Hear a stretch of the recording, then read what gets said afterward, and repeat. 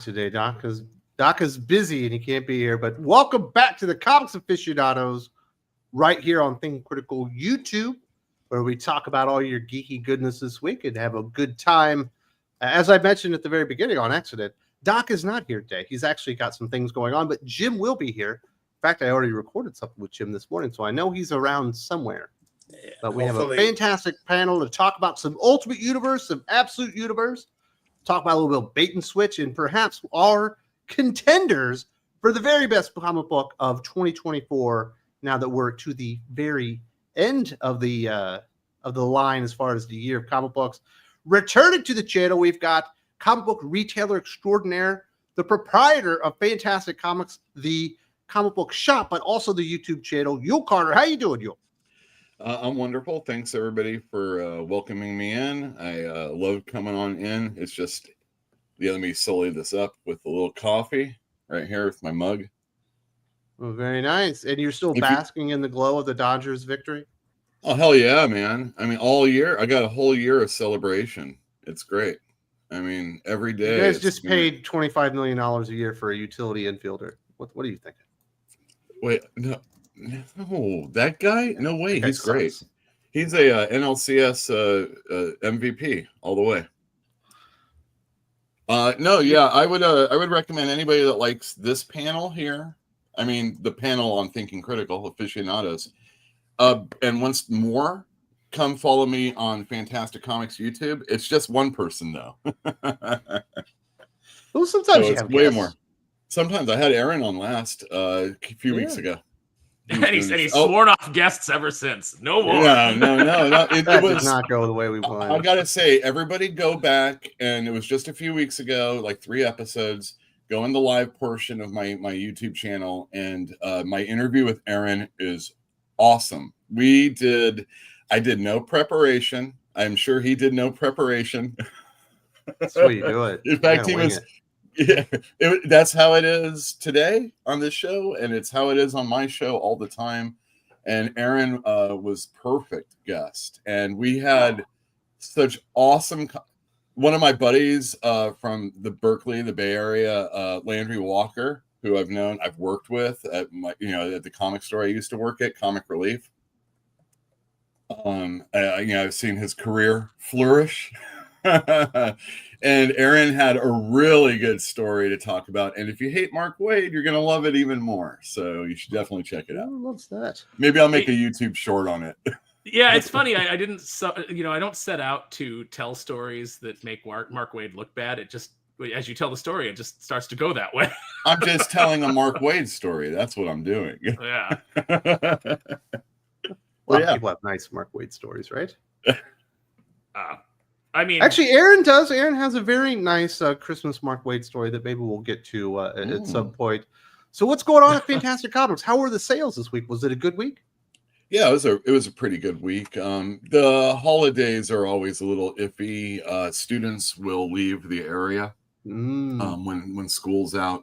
So, if I'm depending on any sales from them, people will leave town. Some people will be gone for like a couple weeks. Actually, some people left a few weeks before to go on some sort of vacation, and they're going to be around for the holidays. Anyway, like I said, sales are doing good. There's some, I got my hot titles that I always sell. You got some new ones that are coming out. Obviously, the Absolute books we're going to be talking about are pretty smoking right now, as far as like sales are concerned. And recently I started putting videos on my private channel, or private YouTube channel, so you have to pay for the price of a comic book, and you could get a really special video that I made, like I did for Sully. There's no need video just for Sully. Well, actually, this was one with Lane Kramer in mind because it's the toy. I was about to say it must be about toys because Lane is the toy guy. Yeah, exactly. So a customer, I'm gonna spoil it for everybody. A customer came in and said, "Hey, I just bought this HasLab Sentinel from a store I was at. You want to see it?" And so I filmed it and made a video out of it. Very cool. We'll definitely check that out on Uel's private YouTube. I think it's probably just up on your YouTube channel, but you got to subscribe or pay for it. Yeah, $3.99 a month, everybody. Not a bad. I don't do it often. Members only.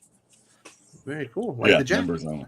Membership has its privileges. Yeah. So the Absolute Universe your titles are hot. I'm assuming Ultimate titles are hot. Transformers is hot. Energon? Almost all the Energon. I've got people now telling me, "Oh, Void Rivals is pretty good." Oh. So I expect more sales on that soon too. Yeah. Very good. It's 14 issues in, and they're telling me now that they really like it. These Johnny come latelys. No, part of it's, people like to binge, and I read all the the word Transformers, wasn't exactly but out. now I'm, Yeah. it's just the way it goes. More? You want some hot rod, all that good stuff. That's right.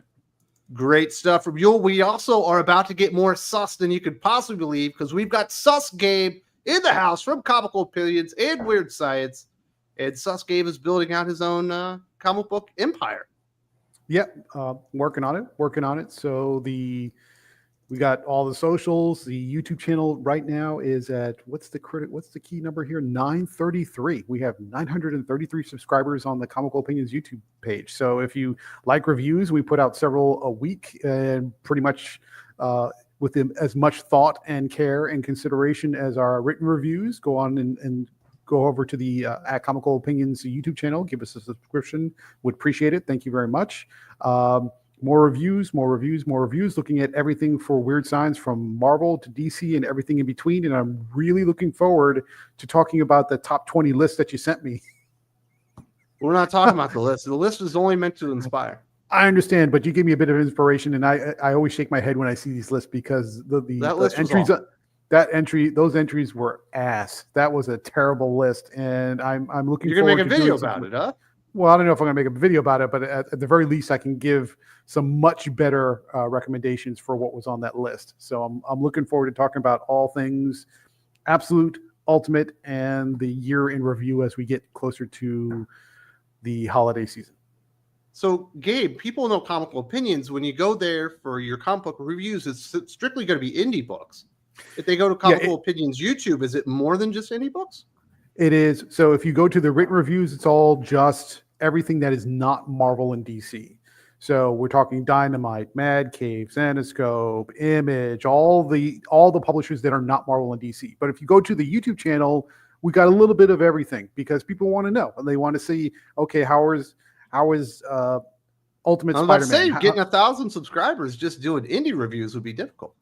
But yeah, you throw a little Ultimate Spider-Man in there, some Absolute Batman in there too. But we keep true to our core. So if you look, we only do one Marvel and one DC per week. We never do multiples.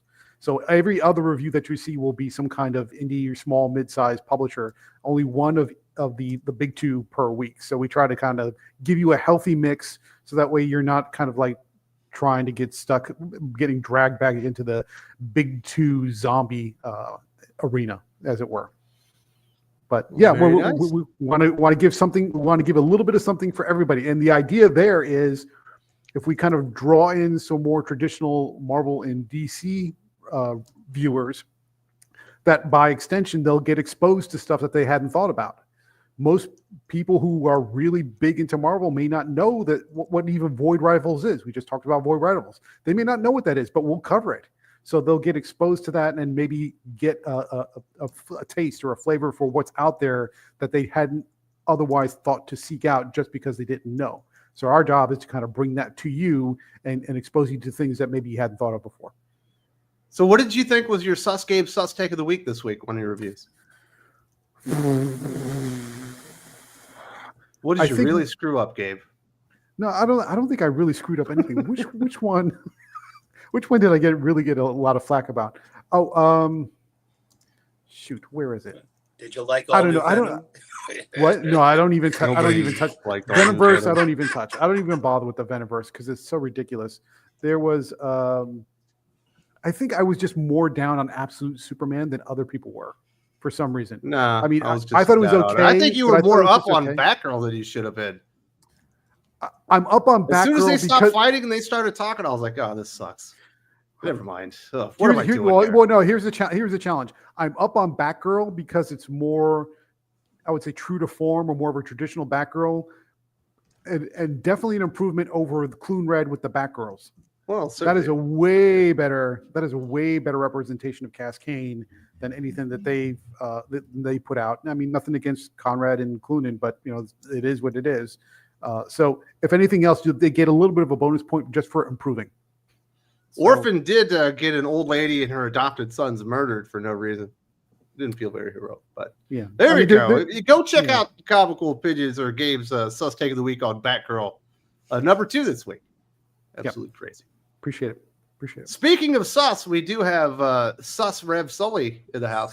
Indeed. We can't get enough susses this week. How you doing, Sully? We've got suspects this week. The suspects. We got Sus Gabe, Sus Sully. Where the heck is Sus Jim? I hope he's alive. He's not like Sus Jim is alive. I've already talked to him. I'm not sure where he is. Maybe he's on the toilet or something. Something probably came up. His neighbor's trying to beat him up right now or something. His kid refused his takeout and demanded that he drive back and get him some new chicky nuggies or something. I'm the only one on this show that likes chicken nuggies, dude. I like chicken nuggies too, man. Come on, man. I'm a hardworking chef. Sometimes I just want to come home, open up a package, and heat something up. I don't want to cook something sometimes, man. Shit. So you're almost fully moved in now? Almost, yeah. I'm getting there. I'm starting. I'm still on the iPhone, so I apologize to anyone in the chat.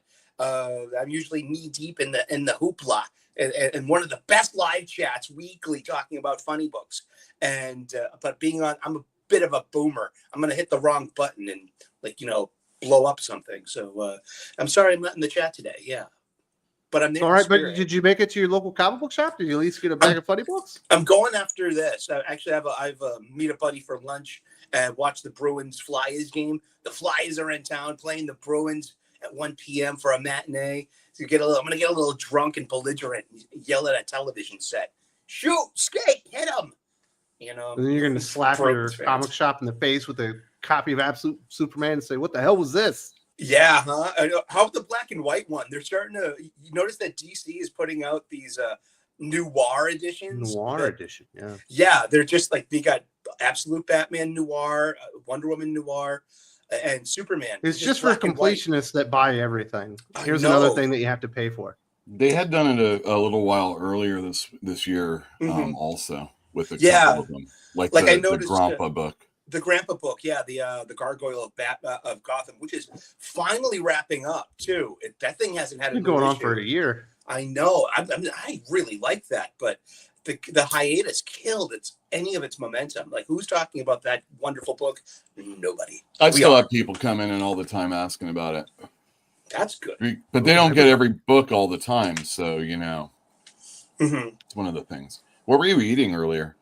This is a sourdough, butter grilled egg sandwich with a little bit of mayonnaise and American cheese. Nice and simple. My mom made this for me. This is survival food. So growing up, that was just happy. You want an egg sandwich, kid? Yes, please. What do you do with the crazy there for a second? Usually, you fry it hard. I fried hard lately because I got sick recently, but I usually like a nice liquid yolk. Man, you fell into the fucking Aaron Sparrow egg yolk is how did you describe it when you had that really stupid opinion, Aaron? You mean the really correct opinion that runny egg yolk is you might as well just be eating snot?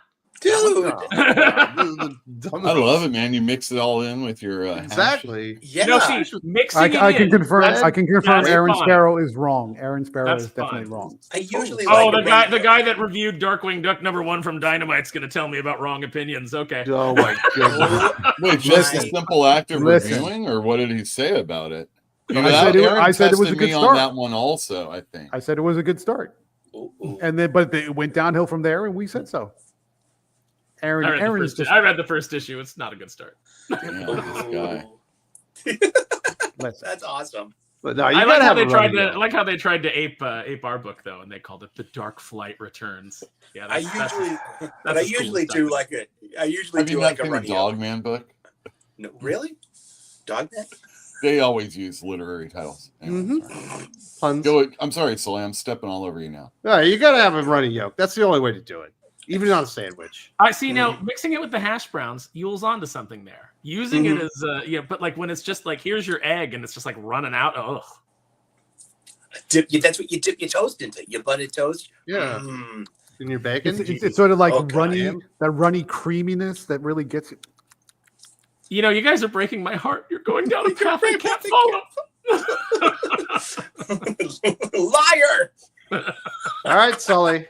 Is there anything people should be on the lookout for at your YouTube channel? We There's have a got link in the video plenty of, description. well, thank you. We got plenty of gratitude. Come on by. So get a subscription. We do a gratitude list every weekday morning. It's the best way to start off your day. If you don't organize your mind, you're going to have a mess. You know, you're not going to be successful. But organize that with a little bit of gratitude in mind, and it's going to really improve your life. Seriously, that's what I'm here to do. I'm here to help. Very nice. Last but not least, we do have Aaron Sparrow, who has the worst opinion in the history of the world about egg yolks. Not ruddy.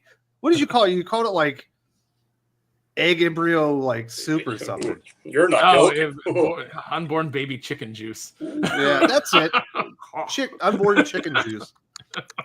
Apparently is delicious. Next, give me some veal. Exactly. That stuff bothers me. It's like when you hear about people, it's like, yeah, we take this egg and we let it form to where it's almost a chicken, and we bury it for 3 years, and then we dig it up and we eat it, and you're just like, That's a Filipino thing. is it really? Oh, I can't do. Yeah, I don't be do half it. in the shell and half coming out. That's But a it's normally delicacy, it's a duck egg. Oh, It's like a duck embryo type thing. It's got Yeah. like weird veins and stuff, and I can't do that. Even when I'm- There's just certain things that give me the heebie-jeebies, and that's I got some weird food things. I'll admit it. Some egg yolk. So this has been a big week. God damn it, Sully! This has been a big week for you, Sparrow. You finished up Deal Before Doomface. Does it feel like a relief that it's over? It was successful. You got up to what, 19,000? Yeah, we got over 19,000. Campaign is over, but the late pledging is still open. So if anybody missed the book or they want to jump in, buy it for a friend or whatever, help us get. We're almost to 500 backers, which is insane to me because I thought maybe 250, maybe 300 we'd top out at, and it kept going. Everybody in all of our Thinking Critical family was out there spreading the word, supporting the book. Really appreciate it. I'm super psyched. It is a huge relief to kind of be done with the main campaign portion. And then as soon as we have that disbursement of funds, getting money out to everybody. But Renzo's already at work on more pages, and looks like we're going to finish this thing up. And we'll actually have an indie crowdfunded book out on time. It looks like, if you guys can believe it. Very nice, and you finally have a Christmas tree in the background again. I do, 2 of them, and Lexi, and if I move, Doomface. Where's Doomface? He's got to get out of the way. Oh, he's laying on the ground. I was like, I thought that was a throne. No, it is. He's sitting on his throne, and he's getting he's she getting must be- sanded out, and he's not happy about it. I gotcha. Very exciting stuff. So congratulations on that. Huge news and wonderful accomplishment there, Eric. Yeah, it's been great. Like I said, I can't thank everybody enough. Yeah, and we'll have copies in my store eventually too, right? Yep. We're gonna do as we get ready to print. We're gonna reach out to some retailers that have expressed interest and do a package for them so that they can have the book in their stores. Have you contacted that my comic shop dude, Lone Star Comics?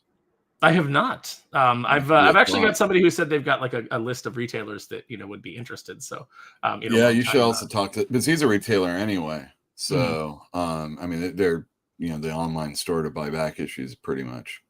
They have the best in-store online is my store. Mm-hmm. Yeah. Online store, mycomicshop.com.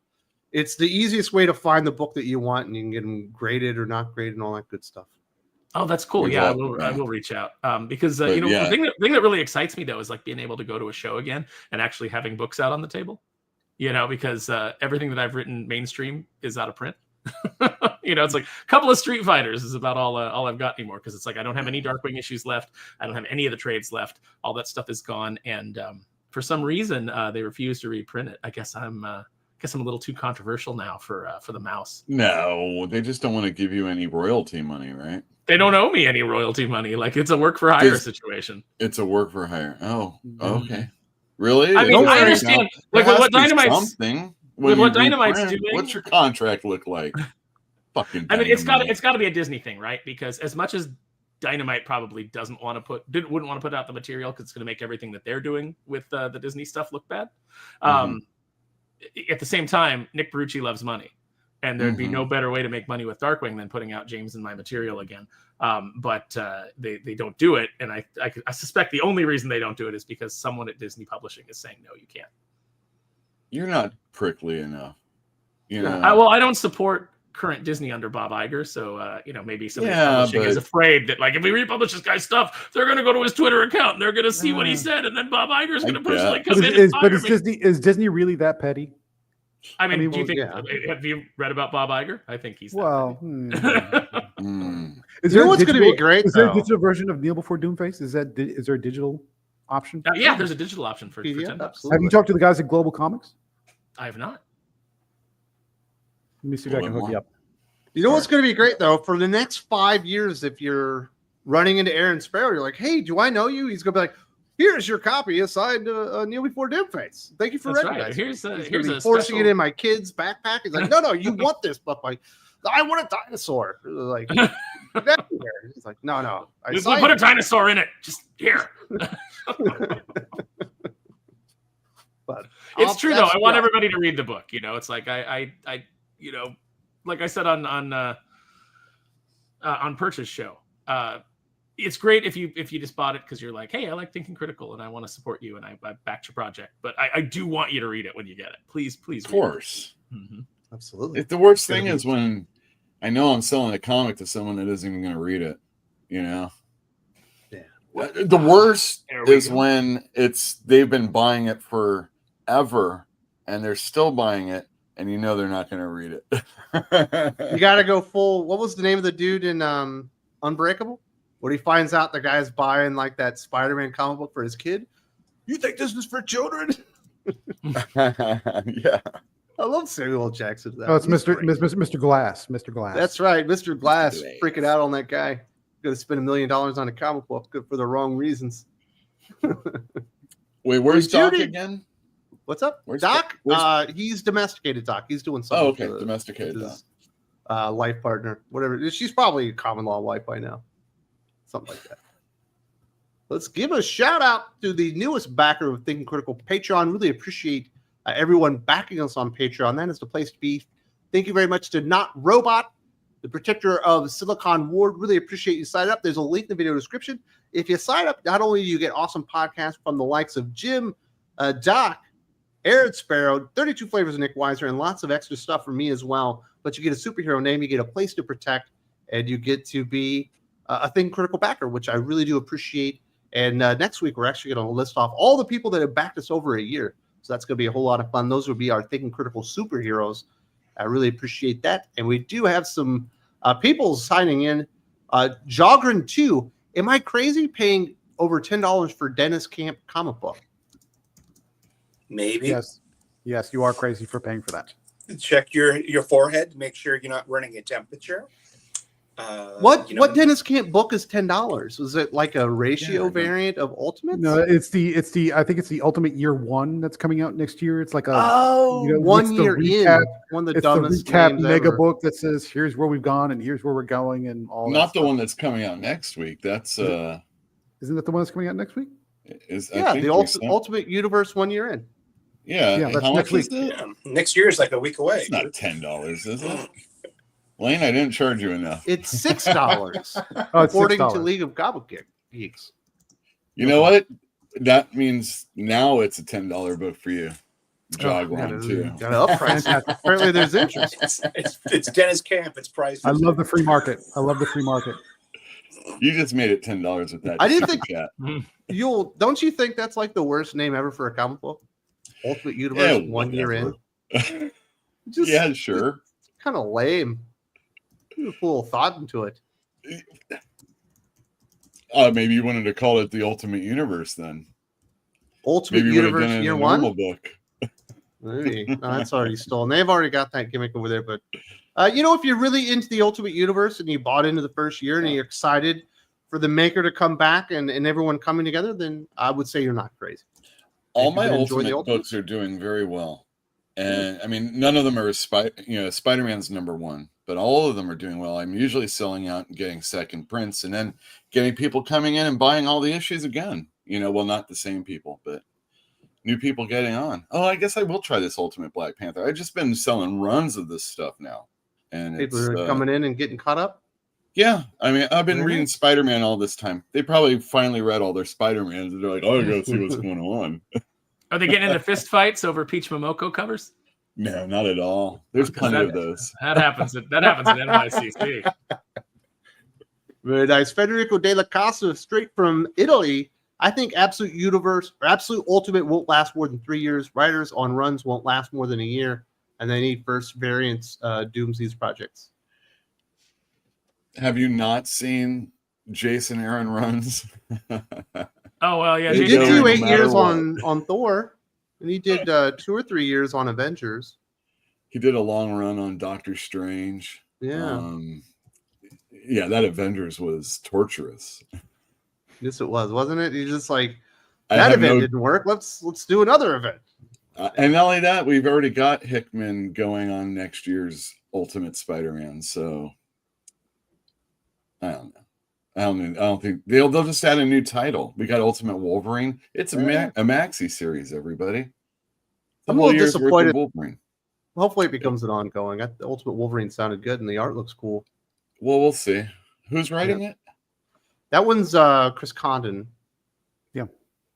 I just saw a non-super chat comment about him. Oh, very nice. We'll see if they last more than 3 years, but I think DC and Marvel will be happy to ride them out if they go longer than that, or even if they don't, they've certainly made some progress in the short term and made a little coin, which is, I imagine, what was the point, right? See if you can get people interested. Caleb says, when Sonic 3 and Nosferatu come out, the white guilt lives and Grace Randolph will say something stupid and most likely racist. I work with Grace, you know. Yeah, Well. What's wrong with Sonic 3? I don't get it. My kids love the Sonic movies. I don't think there's anything wrong with it. Know. It's been a solid series so far. Here's Callum. Can you define why those 2 movies would bring out white guilt? Yeah, Nosferatu's going to be good. You know, Gabe will be there on day 1. I'm looking forward to it. Favorite thing. I like too. Eggers. Yeah. I like Eggers, and I'm a horror fan, and I like Nosferatu. I mean, it's all the stars are aligning on that one. I'm looking forward to it. Yeah, I like love Eggers that part. because that was the name of Captain Murphy's nemesis on C-Lab 2021. How do you like those very same apples, Eggers? Not Dave Eggers, right? Never I thought it mind. was just somebody in it's one of the Robert other Eggers. pods. Anybody?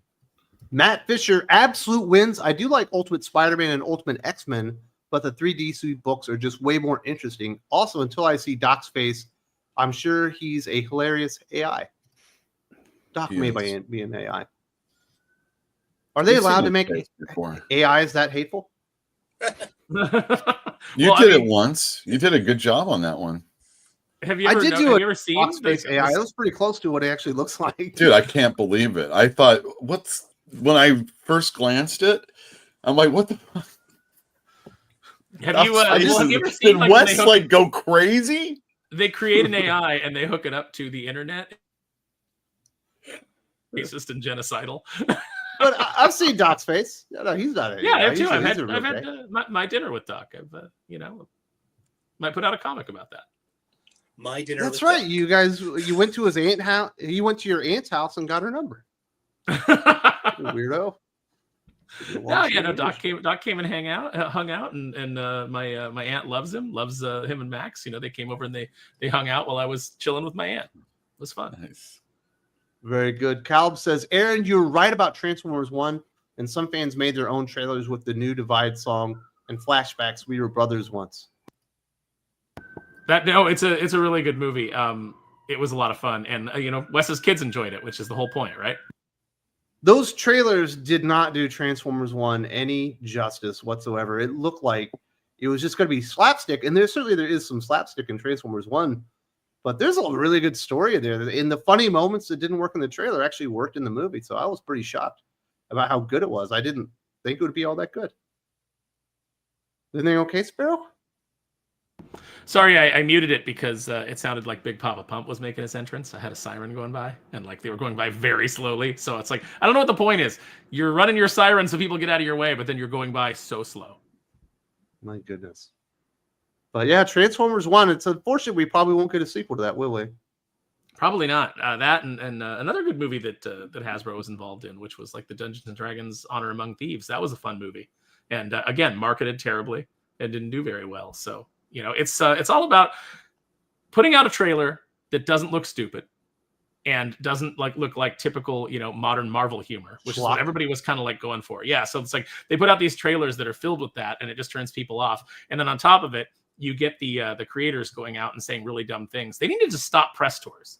Like everybody hates celebrities now, and rightfully so. Stop putting them out there. Stop letting them talk. Stop doing these junkets. There's got to be somebody we like to watch. That Ryan Reynolds is captivating, right? I like looking at Rachel Zegler. I mean, just. Well, come on. Keep your male gaze. Feels like Clint Eastwood's got his finger on the pulse of America to me. You need Rachel Zegler needs an eye wrangler though. Like someone needs. Oh wait, that's Sydney Sweeney. Everybody loves, right? Yeah, everyone likes. Oh yeah, everybody loves Sydney Sweeney. Flavor of the month there. Year 2. Mrs. Critical watched the Dungeons and Dragons movie, and she was over the moon about how good it was. I don't think that was Dungeons and Dragons is way better than it should have been. That fat dragon. I spoiled it now. Sorry, guys. Okay, I gotta watch it now. I haven't watched it. I gotta watch it. Dude, I swear to God, like they don't expect anything good. Okay, seriously. My expectations are always low. Galb says Jabba series will star Lizzo losing weight. Oh. That's why they brought her into Mandalorian. They were like, "Hey man, Helen with the hot takes." No, they're gonna be upset. They're gonna be upset that she's losing weight because they're like, instead of doing all the hut CGI, we could just throw some makeup on her. I think losing weight is considered fat phobic now, isn't it? You're not. Yeah, people get mad at you. People get mad at celebrities if they take control of their health. Adele no, I don't think that's the way anymore. I think the weight loss thing is back in vogue. It's becoming a thing again. Good. Very nice. Yeah. Matt Fisher says. Sorry. Matt Fisher says, "Leave Sully alone. You're lucky he performs for you people." Totally I love Sully. Sometimes, sometimes I gotta put the foot down to keep the show moving. Come on, Sully, dance for us, monkey. Exactly. Hey. Oh, that's Sully. He lives down by the dock and he dances for nickels. Oh, you give him a dime, he'll be at it all day. It's funny that Sully he writes all that list of notes of all the stuff that he's going to go through and everything, and then he came on my show and he did the ad lib perfectly. He doesn't need to be writing that junk down. No, you don't want to be too prepared. You nuke the assignment. Exactly, you'll flub it. You'll be like you want to be just prepared enough to be dangerous with your stupid opinions. Exactly. Yeah. Like oh boy, like there was a red band this week. Oh joy. Yeah, that's how you get Sully. There you go. But we love Sully. But sometimes people need to simmer down. I cut Doc off too. I'm equal opportunity on this. Excitable boy, they all said. Excitable boy. He's just an excitable boy. Callum hopes that Elon buys Dungeons and Dragons. That would be hilarious. That would be hilarious.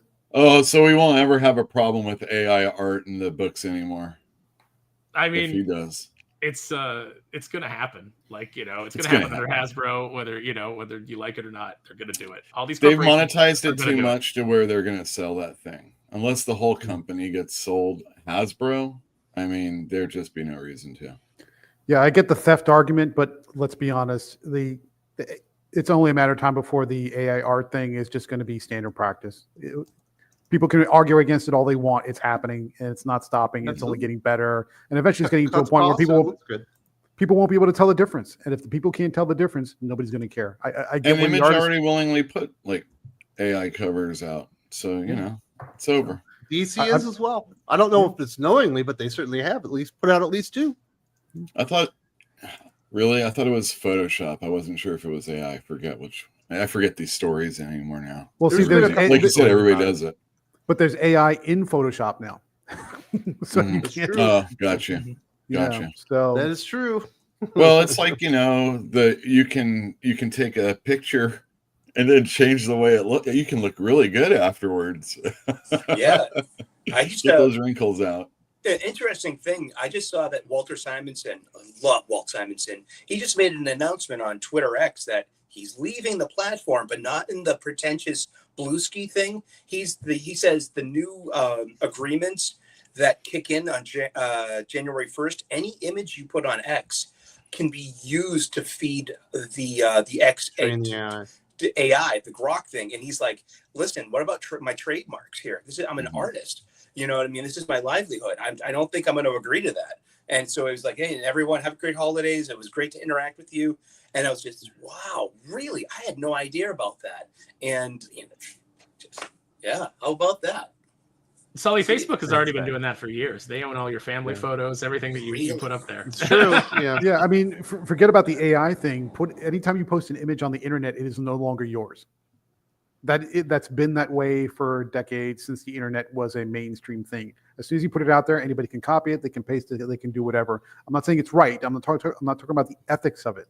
But once you put it out there, it's anybody and everybody can grab it and do whatever with it. So I get the argument about trademarks, but I mean, if you don't want your stuff being touched, don't put it on the internet, because that's the only way around it. If you don't want your stuff being touched, never put anything out ever. Just keep all of your work to yourself. Yeah. Jogger 2, are you guys excited for Ultimate Wolverine at all? Yes. In fact, I'm actually pretty excited about that one. I think the design's great. Like a weird Mortal Kombat version of Wolverine. I can do it. I'm kind of not. It's weird. I'm so cooling off on Ultimates, because we're going to talk about it, between Absolute and Ultimates. But I mean, the only thing going on for me is like, I like reading Black Panther, but I'm not buying it. I like buying Ultimate Spider-Man, and we all have an opinion. It's off and on. And then I totally dropped Ultimate X-Men at issue 4, and that was the best decision I've ever made. Not to be weighed down by that. It's not a terrible book. It is just not an X-Men book, and it's not good. So looking forward to Ultimate Wolverine. I mean, and just, I'm not sold on it yet. I could be. If I read it, I'll always go back and buy it. That's my thing. As a comic reviewer that has to wade through a lot of garbage, I'm hoping that one's going to be good, and I have a little bit of excitement for it. What are the people's thinking about this, Uel? Is there lots of pre-orders going on people's pull lists? I don't think anybody's told me that they want it. I'm just expecting them to want it. They'll see the trade dress and realize, oh, I didn't even know that was coming out. Yeah, I'll do one of my famous spin a wheel on the internet to see who wins the highly coveted 1 in 50 variant or something like that. $50 value for free for someone if you buy Ultimate Wolverine. Federico De La Casa, I've seen a new Jason Aaron comic for 2025, Bug Wars. Why does it feel like a ripoff of Sectors? Why twisting other people's ideas and offering only sorrow? I didn't read the preview of it that I have in my house, but it looked really good. So that's probably the reason. I have no idea what this book is. Did I miss something? Yeah. I normally stay up on the... I mean, Sectors, I remember when it came out, not caring at all. And I probably don't care about this either. I super cared about Sectors because There their you go. commercials, if you were watching a block of cartoon programming, their commercials were really ingenious because it was like an episode.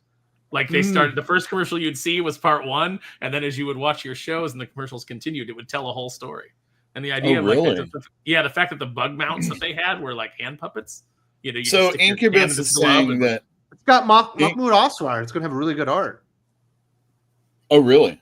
Oh, Yeah. yeah, that's right. Like I said, it's going to look really good. Incubus is saying that Sectors was mad dope. Is that like, there was a few episodes of Jason the Wheeled Warriors that was actually pretty good, or, Battle of the Planets. But, like, seriously, if you're watching all of them, they're not really that dope.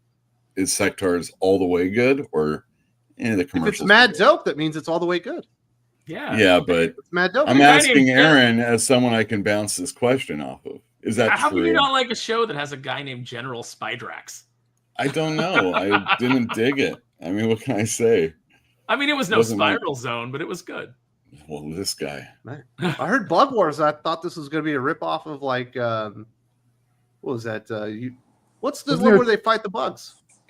Jerry Seinfeld movie? What's that? Starship Troopers? Starship Troopers, but no, it's a fantasy world where they're fighting bug people. Yeah, there you go. So it's different. Yes, Sectars is very much in the same line vibe, story wise as like Micronauts or something like that. I mean, it was basically built around a toy, and then it just went for it. So, well, that's what all cartoons and even comic books in the '80s really were. And it was a better time. We were better for it. The second part of this, as far as why twisting other people's ideas, and I don't know about the sorrow part, but the twisting other people's ideas.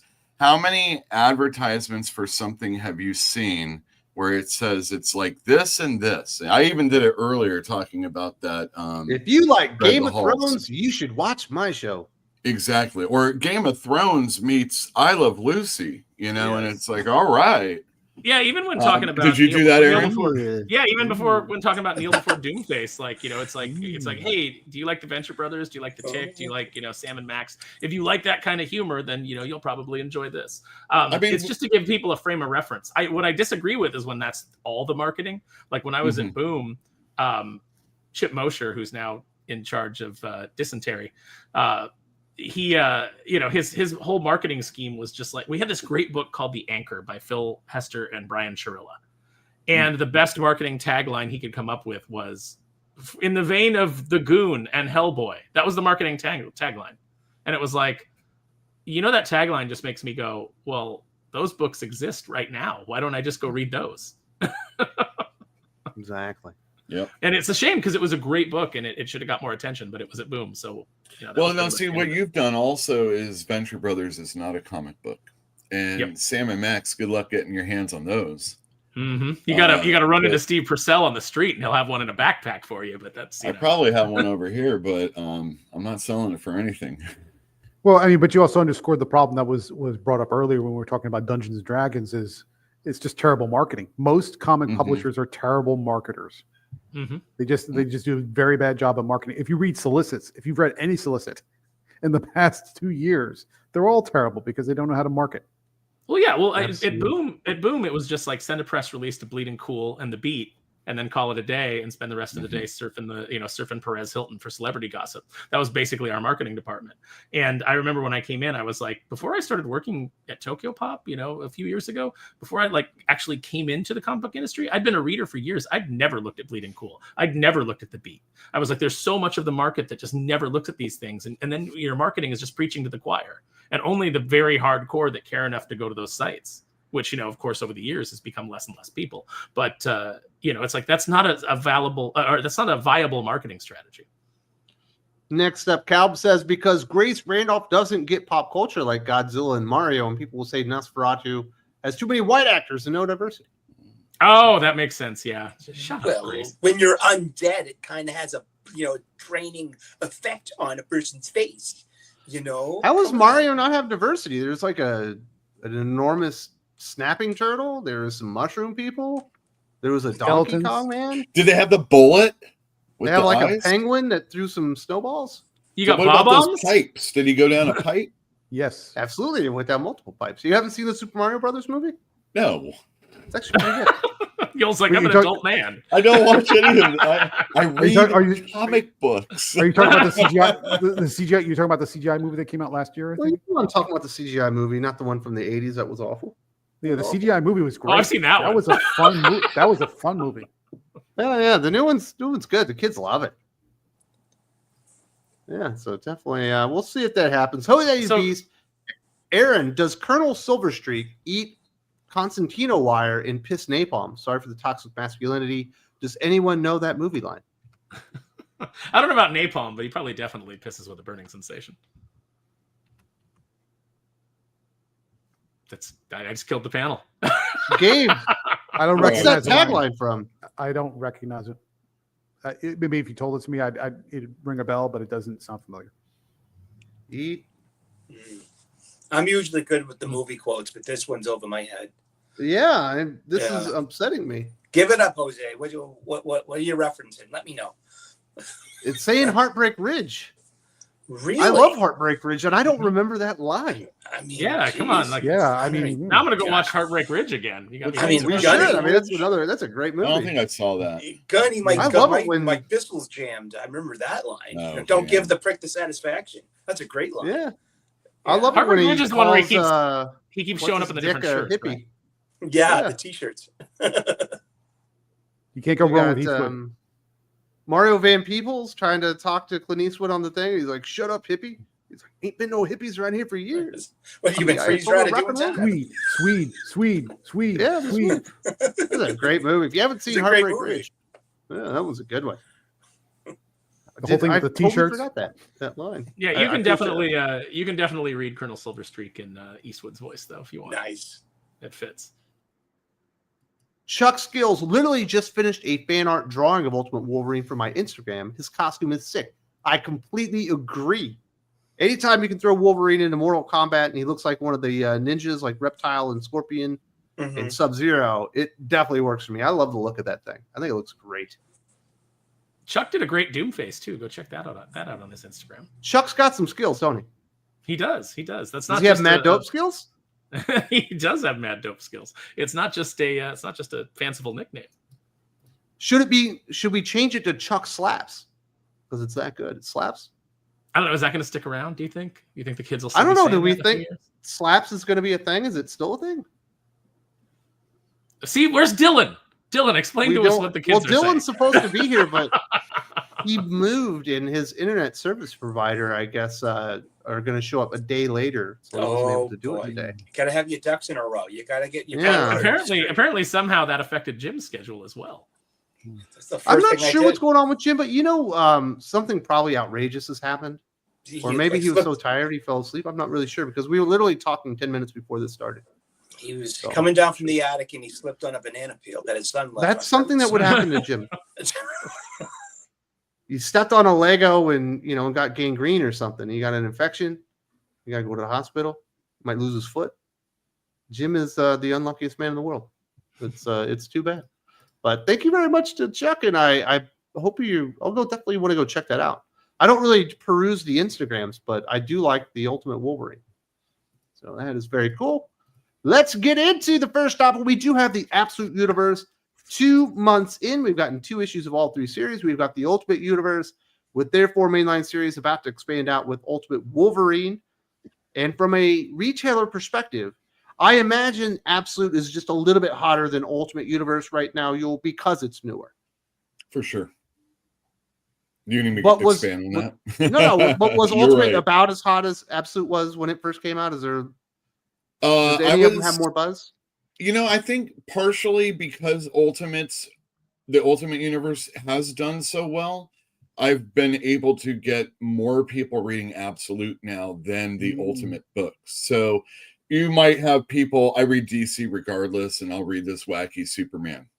So you got those kind of people. And you have people that are looking for new stuff anyway. But since the Ultimate Universe has been a hit and everybody's buying Spider-Man and people are trickling into the other books, and I'm selling those quite well also, I feel that there's some runoff of those people also buying the Absolute books. So you're saying a rising tide lifts all ships? It kind of does. I personally, the first issue of Ultimates was a time travel story, and I'm like, I'm out. I'm done. I'll let Wes read these and everybody have fun and how bad or crazy or weird it is. And maybe I'm missing out. I mean, I'll almost, all the customers that I have that are picking them up are really digging it. And I've been having, like I said, to reorder these books. I don't know why. I just don't want to sit on so many books. There's going to be that time. It's going to be about 7th issue of Absolute. It's all going to fall apart. At least that's what I'm, dreading. But there's other things that are coming out next year that I think are going to also keep the Ultimate and Absolute line. You're not reading Superman? No. Well, have you been reading those Superman? Could say that about the Batman. Also, we'll see how it goes depending on the pricing of the trades, how quickly they are, how readily available they are, shipping. is going to cost money, maybe a little bit more from what I understand. They do get printed in Canada, and that's a thing, you know. That is a thing. Depending on where you ship, you know, some are coming from China. You know, that might not really become a thing, but you know, it's been talked about for sure, and everybody's seeing that these days. So I don't want to mischaracterize what you said, but it sounded like what you're saying is most people, not maybe most people's wrong term, people are coming in for the Ultimates because it's been out longer. It was out first, and now they're picking up Absolute sort of as a, you know, a tangential buy, if you want, like a collateral buy. Yeah, well, you know, some of it is, have you read DC? You know, so what? Let me put it differently. Way. Are people intentionally coming in for Absolute? Oh, in large numbers. Yeah. There was one guy who came in and he's like, oh yeah, and I'm telling all my friends at work. And all these friends at work are coming in for the Absolute Batman. Okay. And then they're coming in for Absolute Wonder Woman, Superman, and you know, you got to get people on that monthly train again, like that thinking that, hey, this comic book comes up, you know, and you're going to want to get it. So that often will affect my spending, but DC's been having this program that if you buy a certain amount, you can get a lot cheaper in bundles. And so I've been taking advantage of that. And for my store, it's been working out pretty well. And I'm selling out of those bundles too. Good. Great. Yeah. Any winners of on either side? Which is persistently or consistently the top Absolute title? Oh, it's always Batman. It's always going to be Batman. That's how it is. Like, unless something happens in my store, like, all right, I sell Tom King pretty well. And who doesn't? Hey, look. Fucking Berkeley, man. You know what? Berkeley deserved that tsunami. The whole West Coast. Just wipe out the West Coast. Just wipe it out. I've enjoyed some Tom King, and I have not enjoyed Tom King. Some people liked his Batman from the beginning all the way through, and they dropped off halfway. I'm saying it's the worst Batman I've ever read from the very beginning. It had David Finch art, though. You know, some people like Tom King. Some people like watching other guys bang their wives. Wow, that's wow. You know, that's the tagline for Neil before Doomface. That's right. You're like, what does this have to do with the book? Chance. Wait a minute. Yeah, that's weird. So I mean, how was the demand for Black Canary last week? I sold that pretty well, but I didn't. Tom King, right? I mean, people weren't coming in for it, but I have again certain people that get it, so I definitely let them know, or I put it in their slot and say, it's not important that you get this. I'm just letting you know that this thing's here. You know, superhero books do okay for me. There's always something else that might do better, but if it's in the superhero genre, it's usually X-Men or Spider-Man or Batman. The mainstays. Yeah. Yeah. Okay. All right. Yeah. I mean, unless something really hits hot, it's Tom King and it's Batman.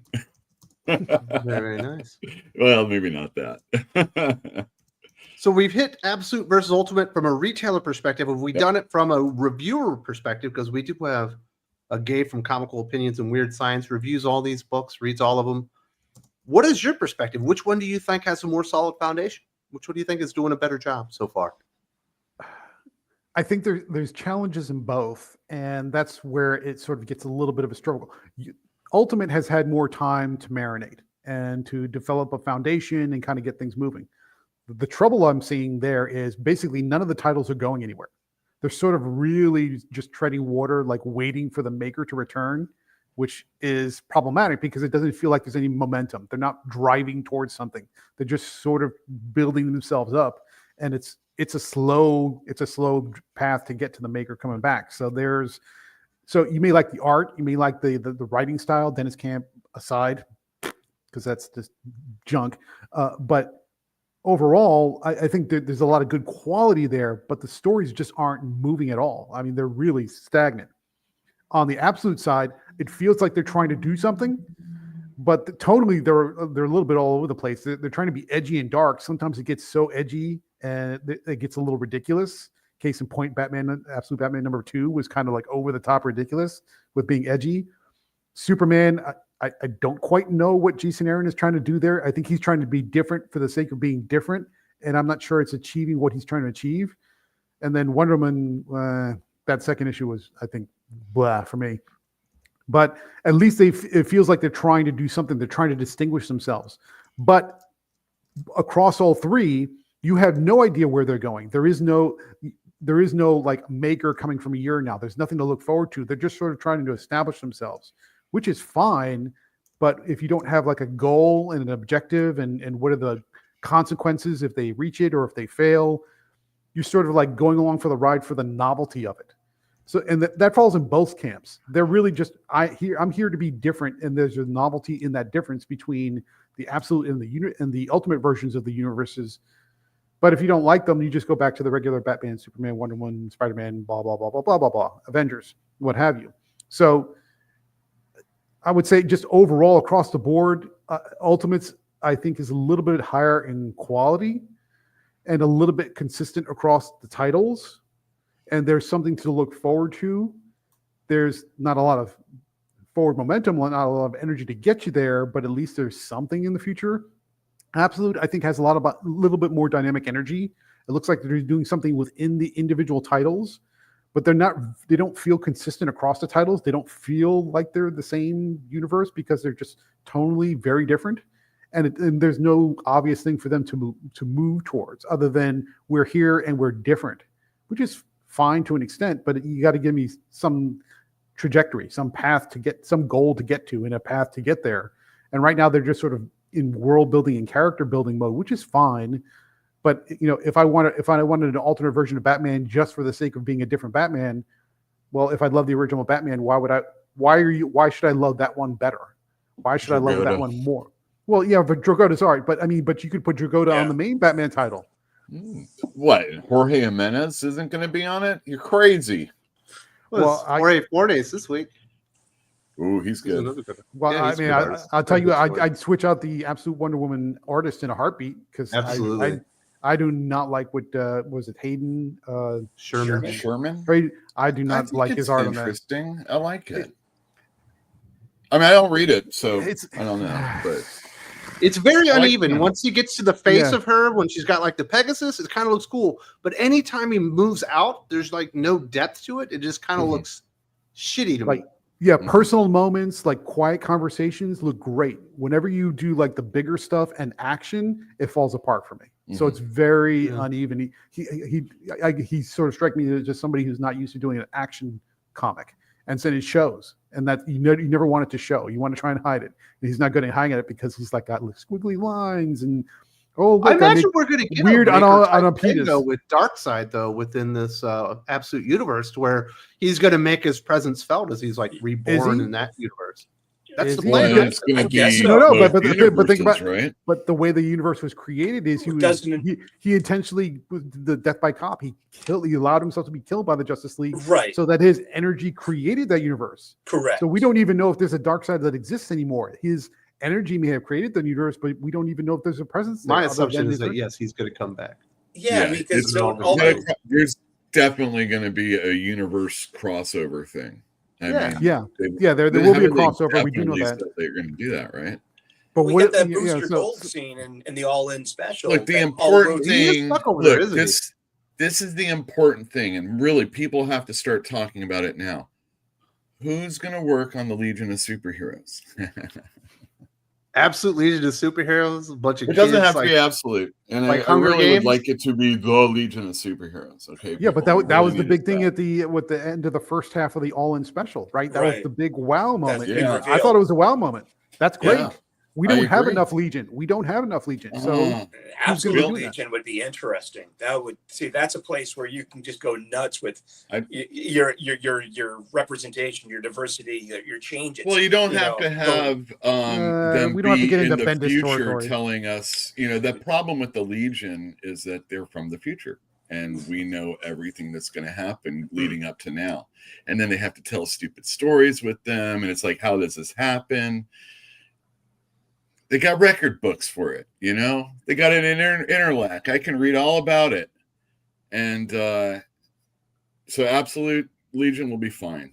You don't have to have that whole timey-wimey. Are you looking forward to Absolute Martian Manhunter? No, The art will be great.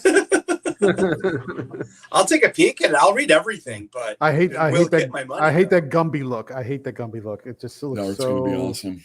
Oh. You guys, you don't like crazy stuff in comics, do you?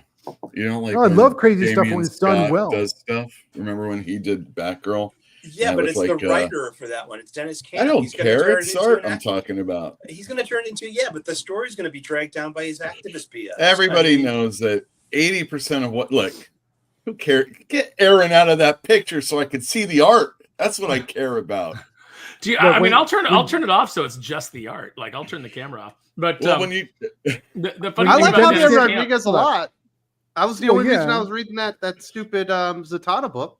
'Cause Yeah, the but art when was so Dennis cool. Camp squealing, hey, they said I could do anything I want. I could pick any character I want, and I said, well, I want to do a Martian Manhunter book where Martian Manhunter isn't actually from Mars and isn't actually in the book. I don't know why you would let Dennis Camp do whatever he wants unless you're like, we want to make a mockery. of Wes one of was our the books big and one of our booster characters. of Dennis Camp back Because in the it's day. parody. His book is parody. You know, like what if you read it, it's ridiculous. He had a Like, decent it feels one-shot like he's- story. Is my bad. One time But- I was fooled.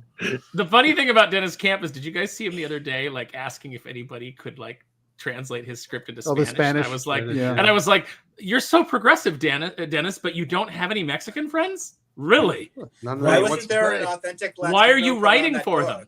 Why are you writing for them, Dennis? By your rules, you shouldn't be allowed to write You for shouldn't them. be writing that person. You should give the power over to a real Latinx that Yes, can you really should. write that dialogue. That's right, and I'm Be sure he better, uses Dennis. Latinx, which is offensive to every. Yeah, you need to do better, Dennis. You need to step up. Look, as the one Latino on the panel, yes, Latinx is offensive. Thank you. Yeah, it's absolutely ridiculous. Like people do not like it. They try to That's say just- Phil Penix too. God, stop, just stop, please. I'm begging Not you. good. It's funny how there's- people who respect everybody else's values are telling them how their language should go.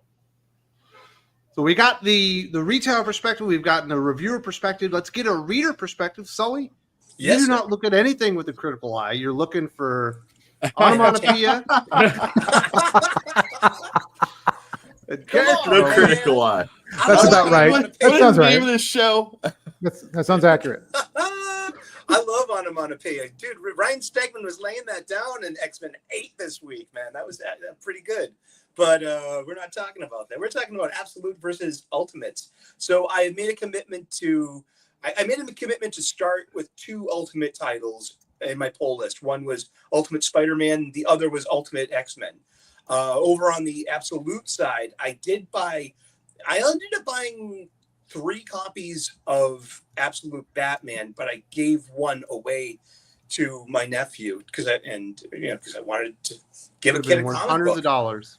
Yeah, I got him the foil Virgin variant Exactly. cover because it's foil and he's a kid. I'm like, I want to wow him with like a new comic book. You know what I mean? And so I made the commitment to get Absolute Superman because I'm actually a big Superman fan. So I'm going to give that a chance for at least 6 issues. And I've already put Ultimate X-Men down. I did that at issue 4. It's a weird comic book, and you all know that I love Peach Momoko. I love her art. Uel will tell you how many Peach Momoko variant covers have you ever sold me? Like dozens? No, not that much. But I'm a huge fan of hers. But that is not an X-Men book. I mean, and just I'm put off by it intrinsically. It's like there are no heroic men in this book whatsoever. All And the it's men. refreshing, let me tell you. Oh, you knock it off, man. It's X-Men, called you know, X-Men, and there ain't none in. I love it. Oh man, that's just awful. No, every male character in Ultimate X-Men is some kind of creep. They're abusive. They're a host for the Shadow King. There's I'd just be a Banging definitely one of teenage those. girls. Yeah. and it's Or they just all- self-deleted. or they Self-deleted, self-deleted too. I mean, seriously, they're all victims, and they're yeah. all Sounds like high school. It's it's a horrible depiction of men. I mean, seriously, men are heroes too. This is supposed to be Men a are fun heroes too. That's the tagline for Ultimate X-Men. Men are heroes too. Yeah. But Second year. I was just so cosmically disappointed with that book. And it's not that it's a bad book. It's just it's a complete total miss for me. And I'm a huge X-Men fan, and this is just like at least the original Ultimate line way back 20 years ago, it got to the point a lot quicker, and it was a lot more fun. Obviously they had better. It's definitely edgier, that's for sure. I loved all the X-Men. It looks and reads like somebody said, "Give me a manga version of the Runaways." Yeah. Yes. No, it's not even that. I told you all in the very beginning that Peach Momoko is doing a manga for Marvel, and they reprinted it like a comic book, idiots. They've been looking for a manga all this time. They send CB Cebulski wherever, bring him back, and he fakes the stuff, and they don't even do it manga size then. And that's what he likes. And you got a real Japanese person doing this shit. And you don't put, you know what you do? You color the first 3 pages of this thing, and you make the rest black and white. That's what you do. That's good. They had a manga. Back to front. And, it's going to be X-Men. It's not X-Men. No, it's a manga. They finally got one. This is just like reading manga. Sorry. I'm sorry. 100%. But yeah, so I'm kind of just like I'm dwindling on my attention for Ultimate. I would probably be more apt to buy like Absolute Flash and Absolute Green Lantern. I mean, because those are like my mainstay characters. And Red Al Ewing as of late, have you? Yeah, he's on a cold streak.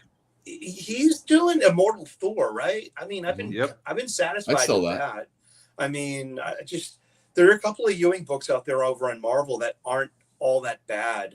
Exactly. That's the way that you describe it. The best you can do is not all that bad these days. Just okay is just okay with me sometimes. Yeah, I mean, at least I thought his Ant-Man 40th anniversary stuff was actually pretty good, but he's been disappointing me all around lately. But I mean, Ultimate Black Panther. I mean, that's consistently pretty good too. But you got Stefano Caselli art. It damn sure looks good. But yeah, I want to say one thing about this week's Ultimates number 7, and Wes put out a great. I can't defend that. But one thing I did like was there's a nice scene between Steve Rogers and the original Human Torch. So they're Jim Hammond. It looks like Quentin Quire. But they're having they're having a drink at a bar in New York City, and it's based on a real bar. It's in Manhattan that's been there since literally 1860. It's called McSorley's, and it's in the East Village. You walk in there, and it's like walking into the past. So, like, hats off to the artist who really nailed this real life New York City bar that's been there, since the Civil War, and even down to the glasses of beer, because they brew their own beer. You get 2 cups of 2 glasses of beer, and it's like specific, like the handled stem. That's I really enjoy. I thought that scene was okay, because this bar is like, it has this like string of old turkey wishbones. And there's a point to this.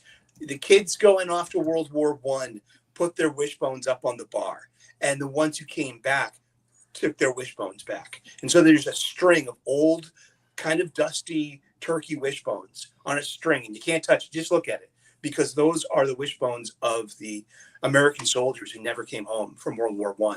And yeah, it's a real bar. So I thought that was kudos to the artist for nailing, that vibe. And I like that scene. Thank you. So which one's better?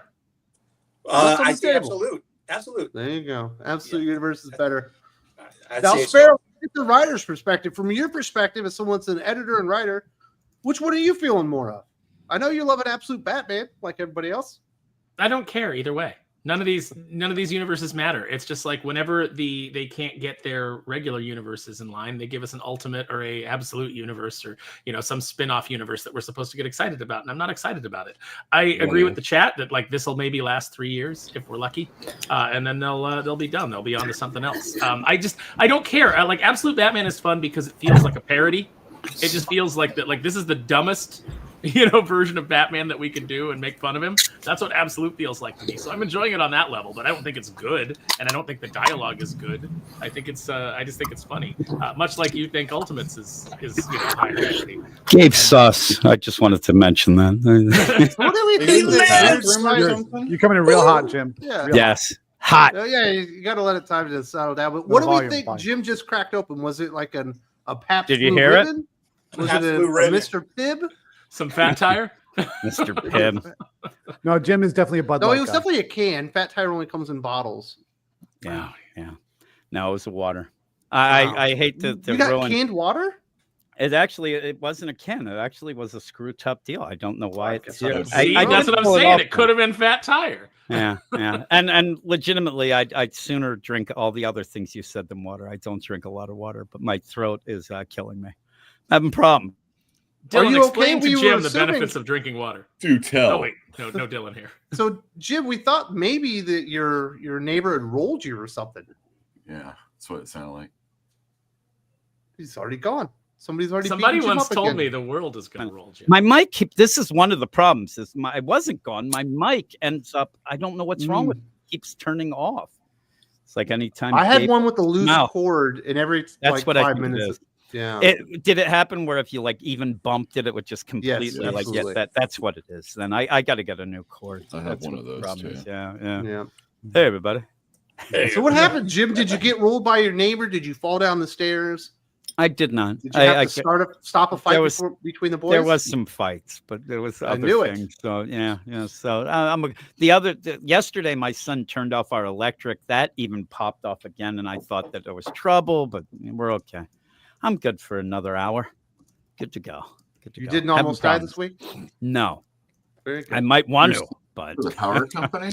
no. Oh, you My did? son is he's fixing up the house. Remodeling. He's remodeling it. So, Oh. but he doesn't let me know, and so he thinks that it's like cool to just like in the middle of the day just turn the power off for 5 So hours. like you're in mid shave. Oh, yeah, mid you deal. You have Exactly. half a face shave. At That's half horrible. the face shaved, I'm on the mic yelling about something. Then the next thing you know, the power goes off, and I'm like, "Oh well, oh well." You're in But the zone. I'm good to go. I'm good to go right now.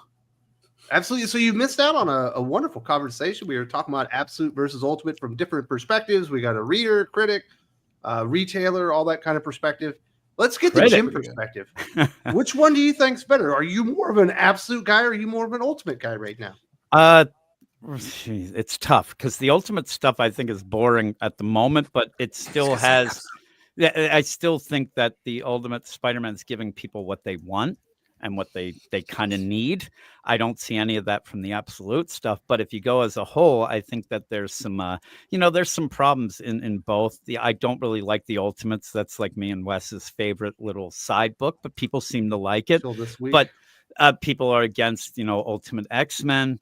And I think that one of the things is, say, Ultimate Black Panther, it's doing kind of what we even said about, or people are saying about the Absolute Superman. It's not doing enough different. It's just giving you, hey, this is just a little slight twist. The thing is that at least has something that you're going towards with the maker. Eventually, they will get to the deal in the Absolute, but we're so soon. But I don't really care about the maker and when he comes back. So this is the thing. I'm kind of on the side waiting for both. I'm waiting for the Ultimate stuff to actually click with me fully, and the Absolute stuff, though, I don't know. The Wonder Woman and the Superman just don't have that hook with me of why I need to read them. Are you saying And- Energon's the one?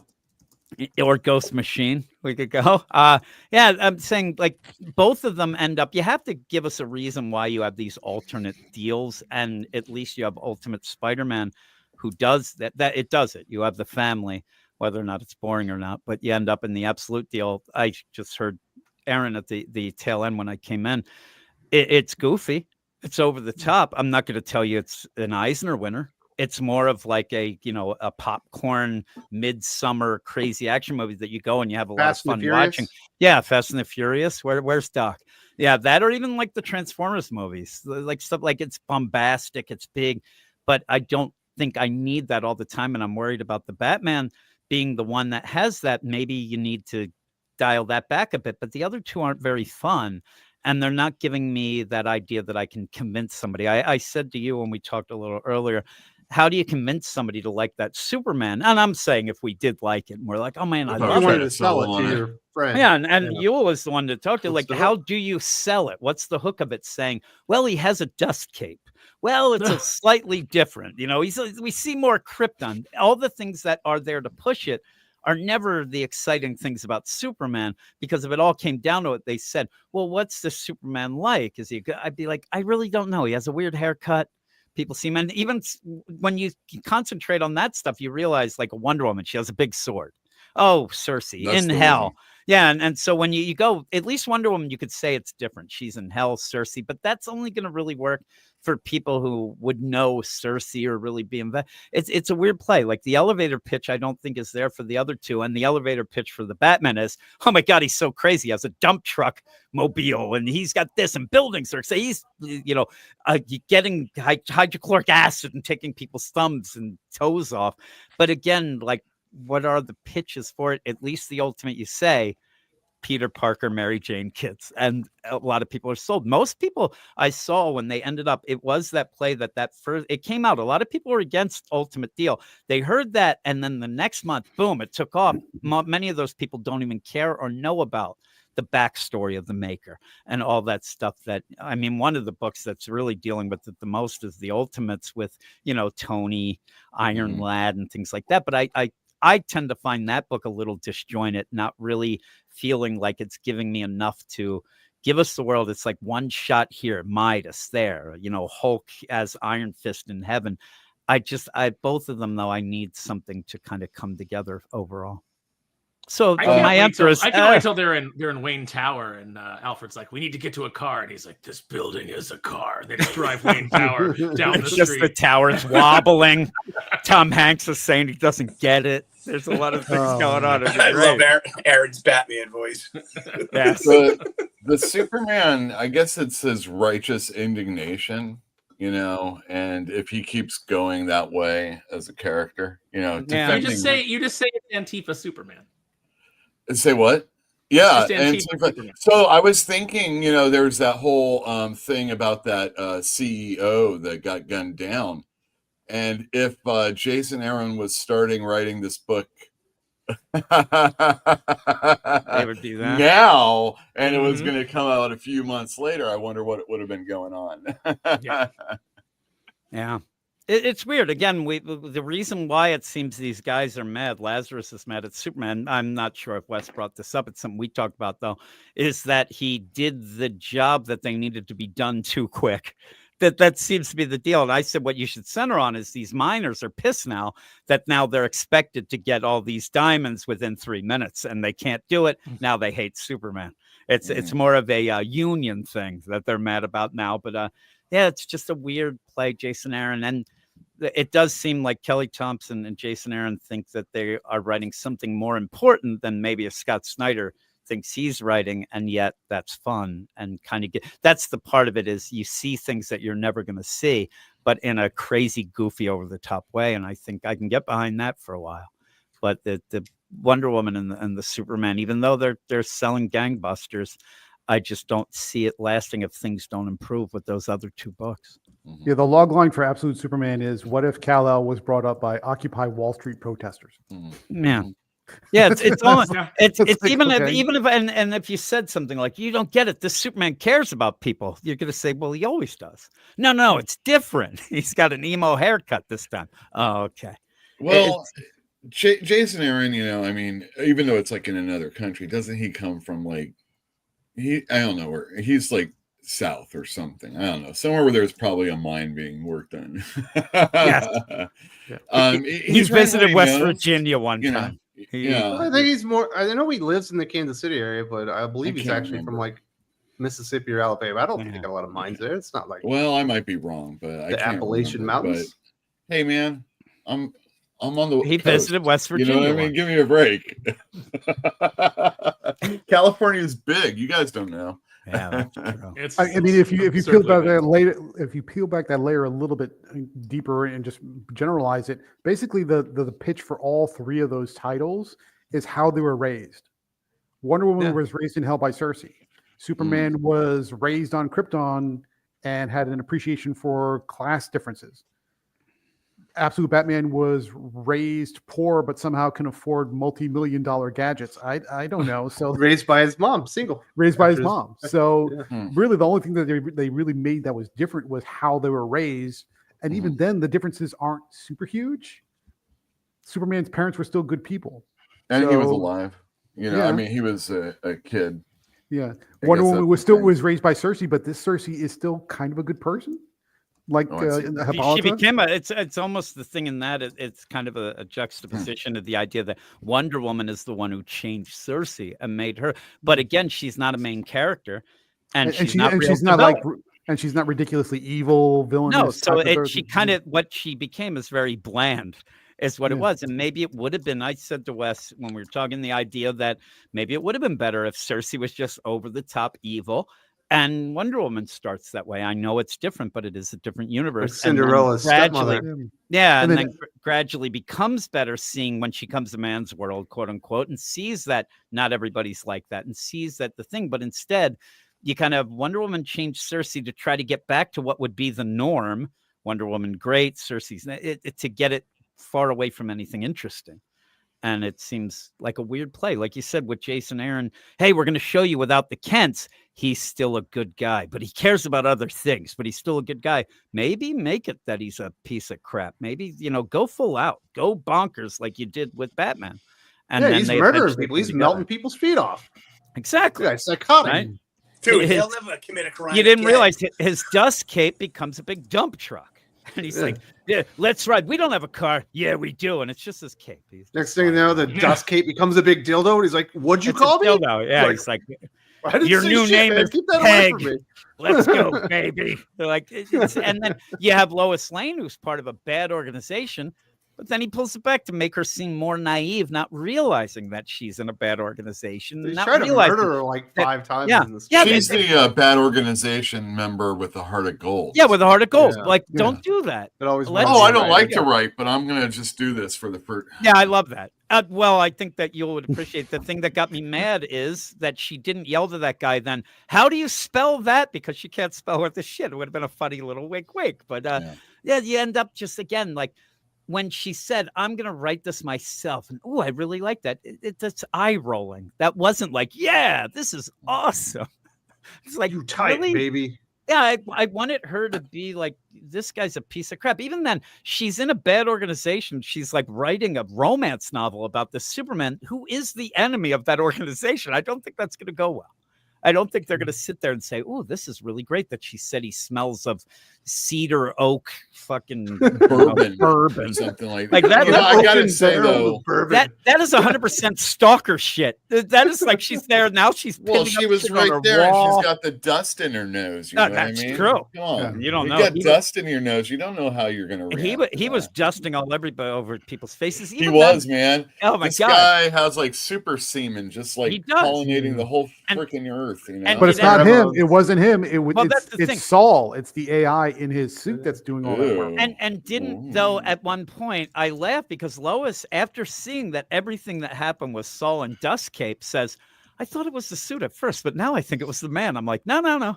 I think it was the suit. 100%. It was all the suit's like, the suit did all the work. Perceptions of things. Maybe that's the reason why she was so stupid in a critical moment in the book. And then somehow Jason Aaron wants to throw in this idea of, AI, bad AI, this, and it was just kind of laughable. But whatever. I think this was a better issue than the first issue. I actually do way too. Less Krypton. Less Krypton. Yeah, less Krypton. Yeah. It wasn't as long also, I guess. But I don't know. I was kind of irked. She was like chained to him the whole issue. And it's like, it wasn't even in a sexy Wonder Woman way, No. Please. That's what I wanted. But even then, like the idea that he thought that it was clever to show that Jor-El had a problem with mines on Krypton, to then have him immediately just dealing with mines on. Well, I'm no fan of fracking because in comic books, it's when a store buys a collection and they just go pick out the really good ones and they go and get it slabbed and then they throw everything out away or like for a couple bucks, and it's like that's fracking. Yeah, well, it would have been if you were Jor-El, he would have come down and he would have spent all of his powers breaking those slabs. That's all he would have been doing, every bit. Maybe mix it up a little. We get that he was helping miners on, Krypton, but then have Superman doing something a little bit different. Don't make it that like he's so ridiculously idiotic that he's like, that's all I get. Because they do mention at points he went to factories and things, but you only see mines, and that's all you think of is, oh, he's just doing exactly what Jor-El did. It's not like every time Superman usually solves a problem, he does it with a backhoe or like a tractor, because that's what Pa Kent had. Like he does other things than save farms in the regular deal, and I just would have wanted a little bit different. There we go. Yeah, let's hear from the peoples. We got the Calico, HH, and the boys from Sigma Comics and girls. Shout out to the Thinking Critical team. Congrats to Aaron on Kneel Before Doomface. Amazing. Last week for Here Comes Calico on Kickstarter featuring Mike Barron. Back it now. Absolutely do that. Go to your Kickstarter and go check that out. And it was nice having HH on the panel last week, Aaron. That was a lot of fun. Yeah, we were just saying on Max's show last night, Comic Book Conversations, that as we were going through the latest issue of X-Men by Jed McKay, that because there's that character Calico that has the horsepower. And we were saying, like, man, I wish HH's Calico would show up and just kill all these characters. Just kill every one of them, please. I can't wait for Calico to go down to Tijuana. Things aren't going so well. She doesn't want to tell her parents that she can't make any money anymore. And you know what I mean? I know you're going with this. A type of show. And then HH's Calico would show up to stop the animal. Yeah, I'm getting Godfather 2 vibes. I'm getting Godfather 2 vibes. Well, you're getting the wrong vibes then, Gabe. But definitely thank you very much to HH and Sigma Comics. Congratulations on Here Comes Calico with Mike Barron. Absolutely awesome stuff. Mr. DC Comics, Absolute Universe, not a fan of it because the same characters are always in rotation. Why not put this energy into different heroes of DC? Because they can't sell anything except... Yeah, you have to start with this, but they're going to have Martian Manhunter coming up that looks a wreck, and Flash and things, even Flash, but Martian Manhunter's kind of a little different. Yeah, like an absolute Blue Beetle. If you start out with a firestorm, it's trouble. Reason why they're doing Martian Manhunter. What are they just... Because they said Dennis Camp can do anything. He can do anything. If you can believe Dennis Camp, his story is they came to him and said, we want you to write for us. You get to pick who you want to write. And that's what he picked. Yeah. There was no rhyme or reason to it. No, because he deserves to pick. Well, they went. He's always that's the most unbelievable part of the story. Secondary character for these people that don't know anything about the company. Yeah. You know what I mean? It's like you got your main characters. You see, your Nightwing. You hope to get that Nightwing gig. That type of thing. You got your Batman, Wonder Woman, Superman. You got your action. And then, maybe you get Titans, and it's never really all that great. And then what else is there? Blue Beetle these days. Power Girl, Poison Ivy. It is weird. But only Poison Ivy because G. Wilson's doing it. They got great covers, Aquaman's coming up. Aquaman's coming up. There you go. Oh, Flash. See, we got Aquaman. You're going to get Aquaman. They're going to be really hot for Aquaman for maybe a year at best.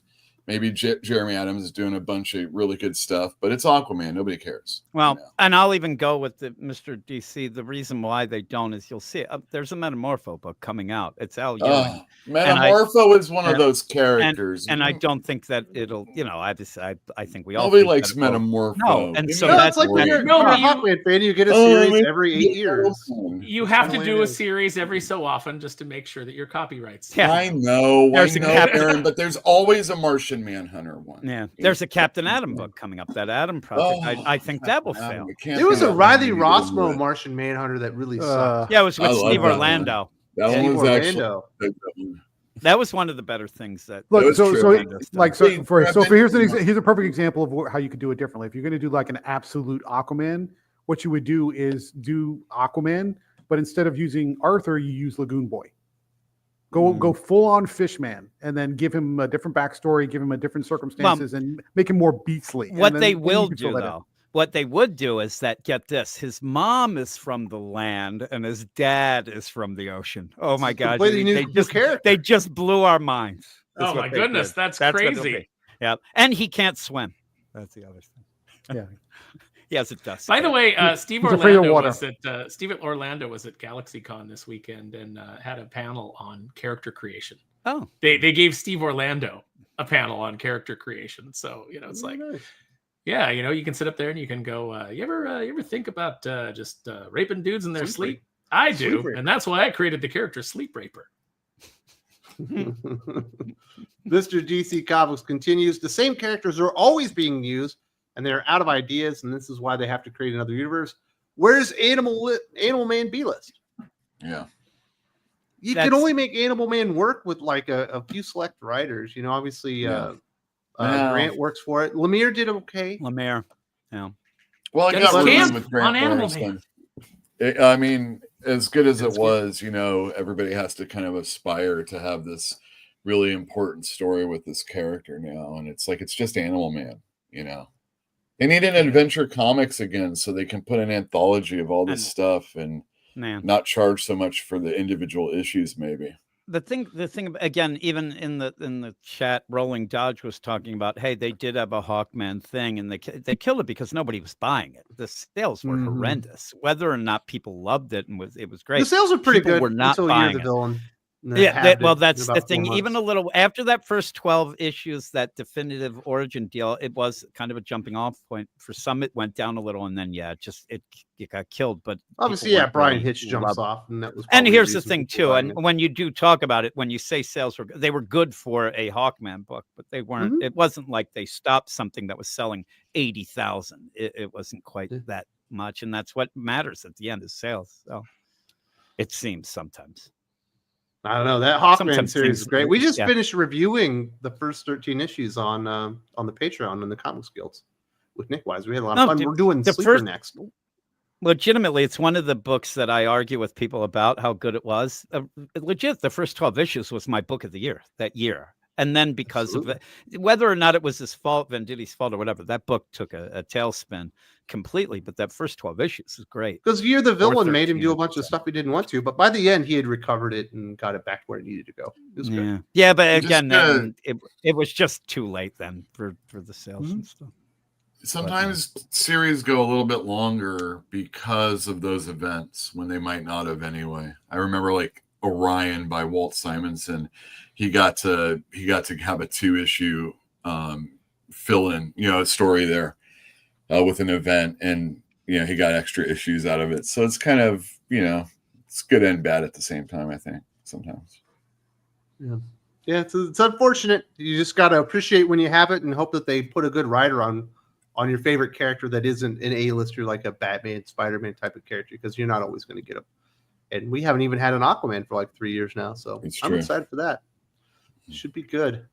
What should we go to next? We've got Tony Fleecs. You want Avengers Bait-And-Switch? Let's talk about this Avengers Bait-And-Switch because it sounds like Uel was much bigger or more high on this book than I was. Yeah. The cover features that there's going to be a fight between the Avengers and the X-Men, and when you read the book, nothing approaching a fight ever happens. They hug fight. No, but it's classic. It's just one of those character issues, is all. There is a form of conflict. They hug it out. Yeah. There is a conflict. There's a fake argument, and then they hug. They subvert your expectation. Ooh, but it looks like they're trying to murder each other on the cover. It did. Like he didn't even try to murder with like hot disses or anything. He's like, get on in here. Let's play some baseball. No, but Glob's gonna cook us. Come on, Carol. You're always in. See, this is where Chris Claremont. Don't read these issues, okay? When Carol Danvers is in the X-Men, and then this statement that you've always been an X-Men or part of the family. An honorary. No, Honorary. you are not a mutant, and you ain't no honorary mutant. You're no better than those Rogue people that hates you. She get the wants to murder you. transplants so that they got eye beams and shit. Mhm. But Juggernaut's Please. right there You in can the be middle a of all of mutant it. sympathizer, a mutie sympathizer. You know what I Big mean? beauty It's sympathizer. called an ally, Uel. A mutie ally. Allyship. Do you know what saying the word mutie's like? Dude, oh my God. So, Say it. Oh my Yule, God. What a lot of times I think I Valerio Sheedy is a pretty good artist. Yes. think it's But art was this weird. The art was was the weird. worst rendition I've ever seen on a character that I don't particularly like, Glob Herman, who kind of Oh, sucks to stop. begin with. Okay. Do you like the Yeah. Glob Herman in this book? No, You I didn't don't think it care looked about that really, really character at all. strange. He's really, really strange. But the art particularly was bad in comparison to Yeah, other well, Glob would you Herman. want to draw Blob Herman if you got I that wouldn't put him script? in there, but for some reason Jed Yeah, McKay but is Jed McKay has to obsessed use with him, making or him is their using him. chef. Oh, he's got a heel Dude. turn in him. Perfect. You know what? You might be right there, Sully. You might be. But he's already done that before, if I'm not mistaken. Mm-hmm. So another one, you know. Another- What is he? Hyperion, you know? He's got We were all- talking Well, about you Also can't known as trust that him. Superman. Now Blob Herman's a janitor. You can't trust him. He'll turn on you. We were talking about this on Comic Shop Conversations last night about NYX, and talking about how poor the art was. And I was like, well, look, if you're an artist and you're handed this for Marvel wages and Marvel's timeline, and then you're given this script, are you gonna try? Like, why would you? Well, so particularly you bad can issue. get a better job. You know, maybe DC pays. Maybe it's just- Boom it's- pay. Building a Everything- portfolio. Everything with Marvel right now, with Marvel artists, it's good enough for who it's for. Sure, but I think Jed McKay, Ryan Stegman is. I mean, he's not necessarily my favorite artist anyway, but I think he's doing a fine job for the X-Men. I think. Well, I think it's villains the worst I've seen Stegman look in like a decade. You know what? That Vanish wasn't that good either. So let's be real. So All right, I what would missed be out a on better Vanish. I job? haven't What would seen be a that. better job than writing for a next title? Or drawing Anything for at a this next point, title? that X titles Well, are- I don't are- know. What's the I step think up? people are. Look. You need hungry talent, and if you don't have hungry talent, then you only have this to choose from. You know. The only person at Marvel that's hungry is CB Cebulski. Oh, look at you. Wait. What about what? I guess you're right. Yeah. He's the only one. And not for comic success. Boy, For Bow boy. Bugs. I mean, Glob would look like the Michelin Man except in pink. I mean, it's Beast weird. looked like he just a slightly thicker Nightcrawler for some reason. I thought that was weird. Juggernaut, I thought he got like too normal human size when he took the helmet off. So why Well, was he maybe still it was a super rush huge? job, also. You know, No, he's part still of he's still big when he. part of the problem in He's comics is that there aren't as this is a Sully thing also. There aren't inkers in comics for the most part, and inking isn't just tracing like that movie. There used to be people, they called them embellishers or Flourish. finishes. Yeah. And Keith Giffen could just do a couple scribbles and put some panels out, and Al Gordon will finish that up. It's not like that anymore. It's the colorist filling it in, and it's these backgrounds are. It's not the same. It's not textured in the same way, and I'm really sick. It's all of drop and flares drag, cut and paste. Yeah, And it's all digital. everything's digital. It cuts Oh, you're so time, old, it cuts costs. But when you're still, if you care about the quality of the product in front of you, you shouldn't be worse than the freaking newsprint of yesterday. yes. When Good you're looking at these comics. But they don't care Gabe- about the product. It's just about spamming it out. So, Gabe, did you think that Avengers 21 was a bait and switch? Because that's the way I took it. Because it clearly says there's going to be a conflict, there's going to be a fight. No fight ever occurs. It is if it's advertised, I had to go back and read the solicit. It's definitely advertised as some kind of conflict or fight. Nobody in their right mind sees a friendly, baseball game as a fight. I mean, it just doesn't happen. Plus, the issue is wildly inconsistent with every other title with the same characters in it. I mean, Well, Tony's Beast is in prison in fucking Beast is X-Men. in Gray You Malkin. Tony doesn't have his Mysterium armor because it was confiscated by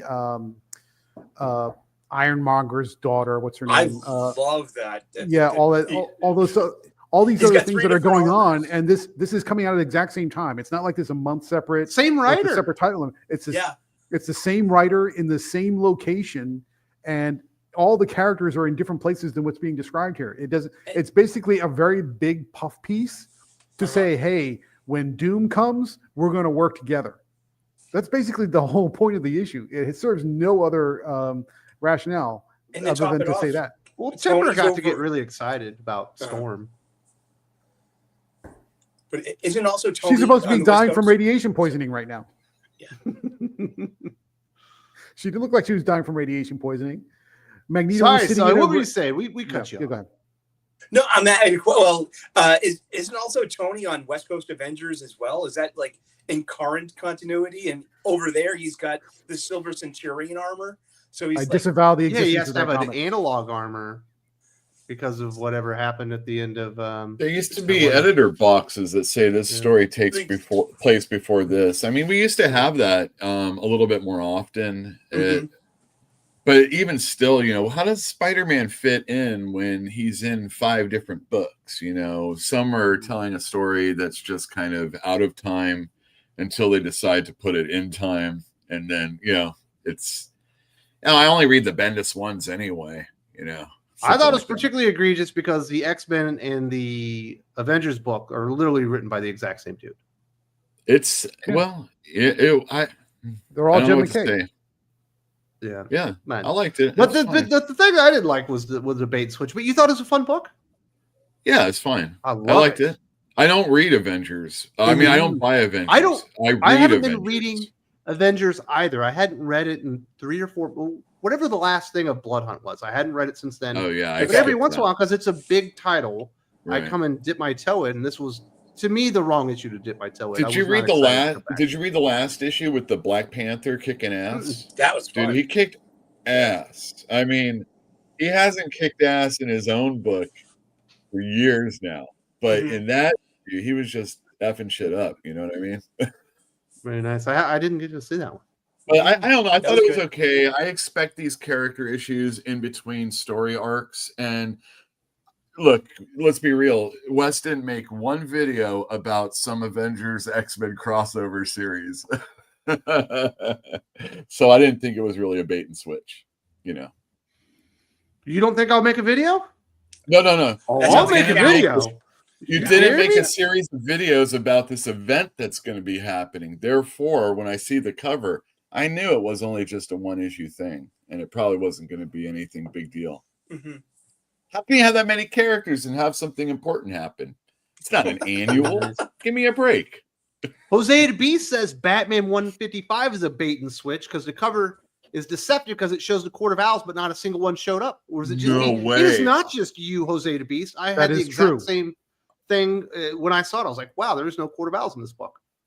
I thought I was going to read that issue because I saw the Court of Owls in it on the cover. Well, that's not there's that's no not Court of 100% Owls true. in the entire book. that was the That's main not, cover. that's not true. That's not true. There you get the what's his face last name is Call, that guy, and he's the local head of the Court of Owls chapter. Court of Is he Owls wearing a chapter. Court of Owls mask? No, he's not wearing the costume, but he is a That's member of the rough. Court Exactly. of Owls. So that's It your. looks that's like your Batman's technicality. fighting the Court of Owls on the fucking cover.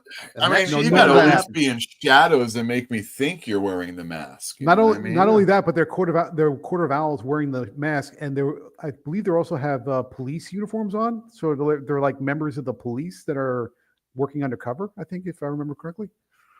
Wacky, it's weird. Yeah. Yeah, but You it's were definitely a gonna bait read and that switch. 55, Uel? Well, I wanted to, but now I'm not going to. I'm Thank gonna- you, Jose the Beast. I'm gonna suggest that you don't. It's not a particularly good issue. I'm already like, I like Batman fine, but I just don't think I come from a time when Batman wasn't a top selling book and he wasn't pushed, you know, like he is now. And it's so funny You that can't like deal with it. That he's so important. no, now? it's not that. I I knew that movie, that Michael You Keaton didn't like movie. Batman 89. Huh? No, I loved Michael it. Keaton? But I knew that was problematic, and now you see what it is. There you go. It's problematic. I love Batman. Joel, Are you How going can to you say read that that? Batman Dark Patterns, Uel? That seems like a book made for you. nah, probably not. Weird, obscure murder mystery? No, I don't care. Oh. But I agree Batman. with this one. Batman 155, deceptive cover at a minimum, likely more of a bait and switch because you do see the Court of Owls. They never really show up in any actual form. Really appreciate that. Thank you for supporting the channel. We've also got Tony Fleecs heading to Marvel. Now, we've enjoyed Tony Fleecs on the indie scene. Obviously, he's had Stray Dogs. He's got Feral right now. I'm really enjoying his Uncanny Valley. He's got a few other gigs, but it's nice that Marvel finally went out, Uel, and found a writer that's got a little momentum to them that might actually be able to do something with their characters. And I love the idea of him on Thing. It'd be great. Yeah, I think Thing is a good way to go. I think it's going to be a mini series, right? He's Tony Fleecs is he's done Stray Dogs, which was a really good story. He's also works on Local Man with Tim Seeley. So he's done some superhero stuff for Image. So I don't think this will be a stretch for him. He's a funny writer a lot of times. Stray Dogs is not funny. But so I think like Thing can go either way in that regard. You know, he, as long as he says something about his Aunt Petunia and his this his week blue we got eyes. it's cobblering time joke from the Thing in the Marvel the holiday special. It's cobbler time because he wanted to eat a cobbler. Who? Well, all right. Who wrote Jerry that Duggan, one? not funny. Oh, Sorry. I think that's all right. That's fine. It's not the I it's not hope the worst. CM Punk starts saying that. It's cobbler in time, and then he hits him with a pie. It fits a situation. It fits a scenario. Yeah. It fits. I mean, I can see the Thing saying it. It's not funny, but I can see the Thing doing it. Well, Image has been for years now, even in the beginning, they've been a proving ground for people that are going to go over and work over at Marvel. And I usually think of his stuff, unless it's his My Little Pony stuff. I actually think about him at Image mostly. And so coming over to Marvel, that makes sense. I've been waiting for him and Ryan Parrott, or like the two writers. Ryan Parrott is coming over, isn't he? He's doing something. He's doing something like an anthology book. But those are the two guys that I think have certainly proven themselves can do superheroes. That I'm waiting for them to get their first break, and it looks like Tony's finally getting the big one. And I know Aaron's going to be excited about this one. You're a big supporter of Tony. Yeah, no, I think Tony's great. I think he's also a really nice guy, and I think he does good work. So I'm excited to see him go over there. I hope that they don't chew him up and spit him out. I think it's ridiculous, though, that guys like Tony Fleecs, guys like Ryan Parrott, who've gone on the indie scene and they've proven themselves, they get brought in and it's like, oh, here's an anthology for you. Here's a limited series for you. We'll see how you go. But if you're just some hack activist writer that Sarah Brunstad finds at, at the local Y, then, you're given a brand new number one. The industry is completely backwards right now. Guys like Ryan Parrott, guys like Tony Fleecs, they should be given the big opportunities instead of these fly-by-nights that these hack assistant editors are digging up. I mean, along those lines, I will say I'm encouraged by Chris Condon getting Green Arrow because he did a great job with Enfield Gang Massacre and that Texas Blood and some of the other stuff at Image. So that I think that's a promising example. First issue of Green Arrow that he wrote was okay, so I want to see if that steps up. But he's coming from a good pedigree, so I'm hopeful that he can really do something good with that issue, with that series. All right, I'll check that out. Green Arrow. Yeah, I didn't read it. It's very noir. It has a very Batman feel to it. All right, I'm down. Yeah, I got to read that. Excuse me. In fact, he's called out. It's like, what are you doing in here investigating this crime? You're not Batman. Get the fuck out of my crime scene. I was like, perfect. Yep. Tell him to get the hell out of there. Is he in Seattle? Is that where he's based out of? He's in Star City. Oh, okay.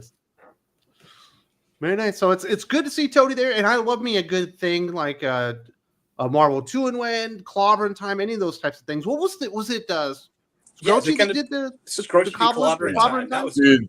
Clobbering Time was so good. Mm-hmm. His art was so beautiful, and it was like tongue in cheek. I just thought it was really good.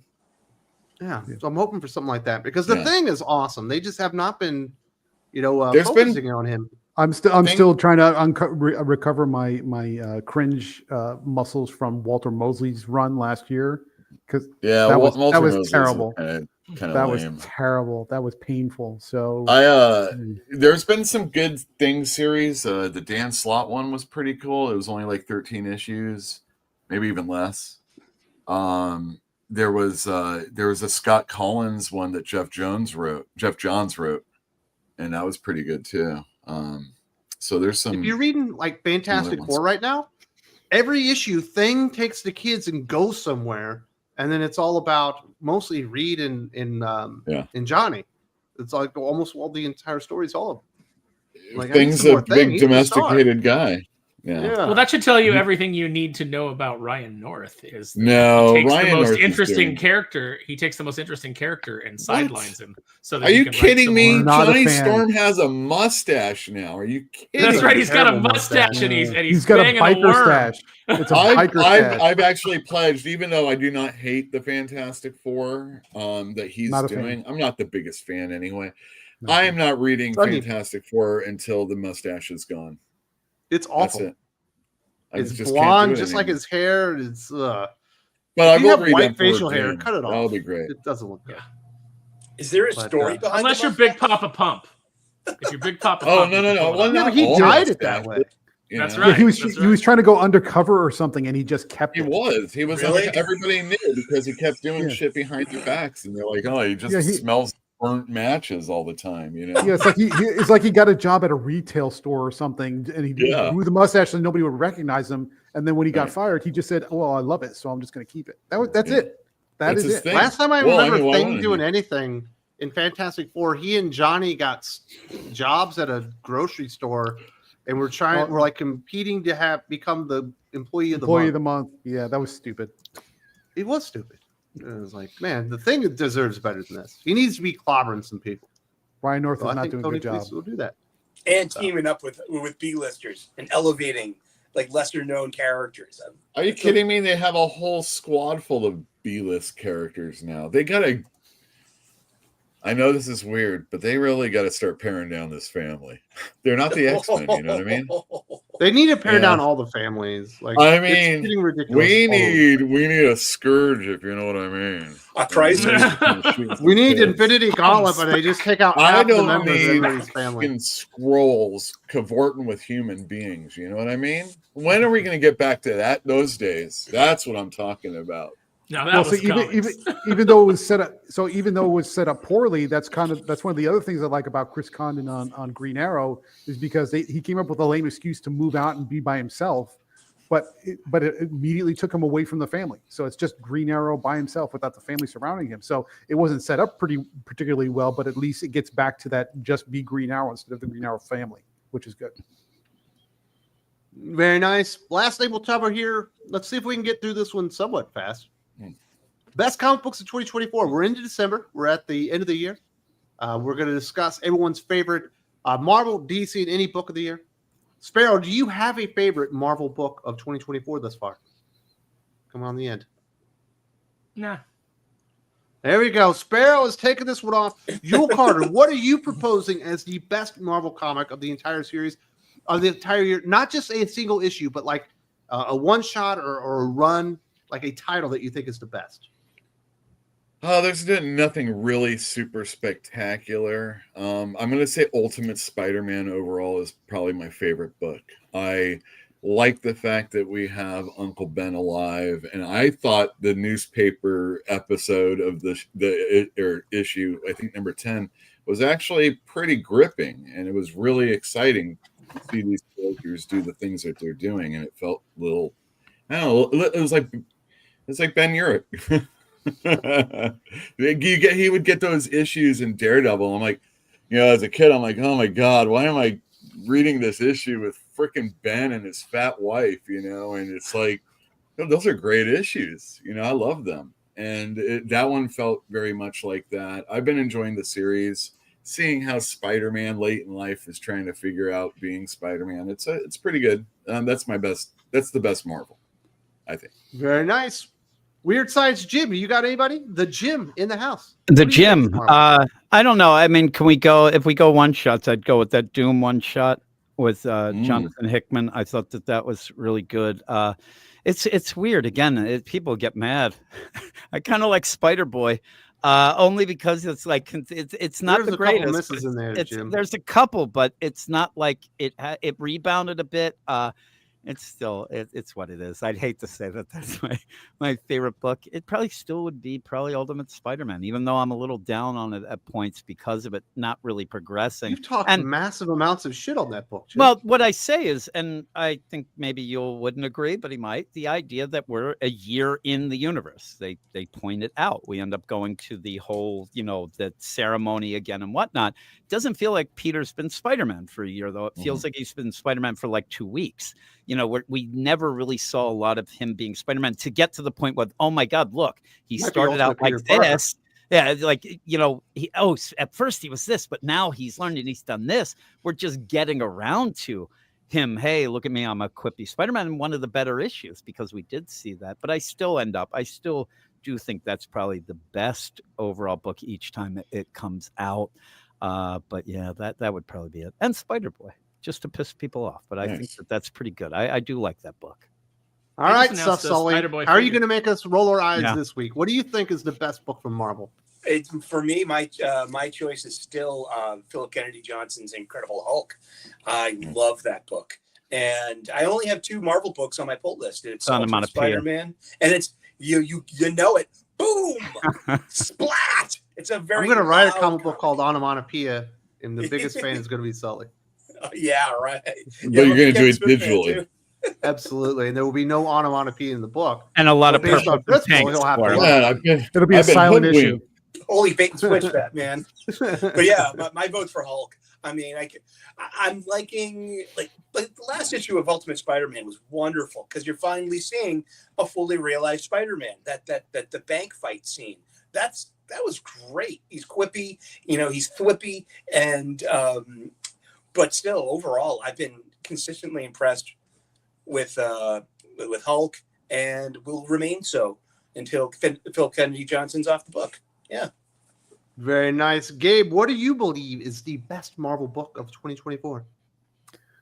Well, best is relative. And I would say none of them were the best because Marvel just hasn't hit it for me this year at all. But I would say the 2 series that are I would say evenly consistent are Hulk, Incredible Hulk. Also, I'll go with Sully on that. And up to the point where he dies, which is right before Blood Hunt, Moon Knight. I think there was some decent consistencies there, and they were doing some good things toward the end, especially up to his death. He's now back. Of course, he's not really dead, but I think that one at least was consistently decent. And of course, I'll also go with the Doom one-shot. Yeah, I think you guys hit all the contenders with that one. I think it's probably that Doom one-shot is probably the best story that they produced this year. But Marvel's been on a kind of downer. But if you're just going with series, I think it would probably have to end up being Ultimate Spider-Man for me. If I had to go for an entire series, the art's been good. Even the David Messina stuff worked for me last issue when Spider-Man was actually doing stuff. So there we go. Those are contenders for Marvel. Let's go over to DC Comics now. Jim, you are more of a DC guy. What do you believe has been the best DC ongoing series or one-shot they released this year? Now you say that, and I for some reason wasn't even thinking. Him. I don't really know. There's been better. Oh, it's Green Lantern. I don't even know what the hell I'm thinking. It's Green Lantern, through and through. There's been other books. I was just kind of thinking, when did I like this or did I like that? I'll tell you, one of the more consistent books that a lot of people do go against. I'm not the biggest fan, but is Poison Ivy. And that one shot that she had was great. That Feral Trees one, Swamp or whatever. Thing, yeah, with Swamp Thing. That was really good. But it is Green Lantern. Green Lantern through and through, I think, is the strongest book, and is one of the few books of the big 2 even that I end up wanting to read right away. So I'll go with that. Very nice, Sully. What are you bringing to the table? It's Green Lantern as well. I think I have 3 DC comics on my pull list: Absolute Superman, and Green Lantern. And the Superman books are decent, but Green Lantern, the art, the coloring in it is pretty, because it's about light and just vivid Green Lantern, just action. Oh, what a great fun book. And thank you, Jim, for reminding me that, yes, Poison Ivy's been consistently solid. I mean, G. Will, we like to. Why aren't we mentioning G. Willow Wilson more? I mean, because she's an example of a really good female comic book writer writing superhero stories in universe and making satisfying stuff. So yeah, hats off to Poison Ivy as well. Very nice. Gabe, what do you think's the best DC book of the year? I mean, I really, really, really like Green Lantern. So there's no shocker there. But also right on par with that is World's Finest for me. I mean, say what you will about Mark Waid, the man knows how to write superheroes. And not anymore. Not anymore, Gabe. Well, his work's going to get really shitty. He said. Well, when that happens, then I'll agree with you on that. But it hasn't happened yet. And this year, if I would say, if I had to pick up any DC book this year where I said I know I'm going to get fun, engaging superhero action stories, it's World's Finest. Right there along Green Lantern. So I'd put them on an even keel. They're different, but they're similar in quality and entertainment value. Very nice. Sparrow, do you have a DC book that comes to mind when you think about the best comic series of the year? Everybody knows what I'm going to say because I talk about it all the time, which is Jeremy Adams' Green Lantern. Mm-hmm. I think he's the only guy that's batting 1,000 over at DC.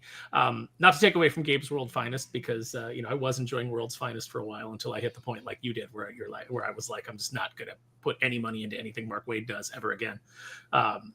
Just a bridge too far. But yeah, I think that World's Finest is a good title, but I think that Green Lantern is just that much of a cut above.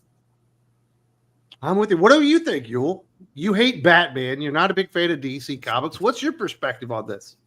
Well, I guess I'm going to say Batman Off-World is really good. Jason It is Aaron really and good. Doug Monkey. It's taken so long, though. It's weird. been so I know. delayed. I actually Well, forgot about it. That's probably my favorite book, actually. It'll I finish love in that book. 2026. Yeah.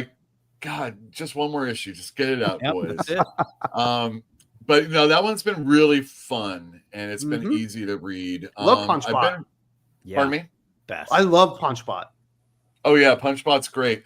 Kneel Before Zod came out this year, and it was screw you. It was awesome. And not only that, You like the you ran it. robot's name is Yes, Uel. Uel, that's the deal. That's Yeah. Oh yeah, it's true. It's true. And he lives, so we can have the Punchbot Uel 9 crossover. I'm looking forward to That would someday. be pretty good. Come on, don't kill that guy off, You'll Jason. Punchbot. It'll be cool. Uel Punchbot. Oh It'll my be great. gosh. It Well, I'm works. gonna come up with something really cool. And I'm gonna combine this. All right. I'll Anyway, combine 'em.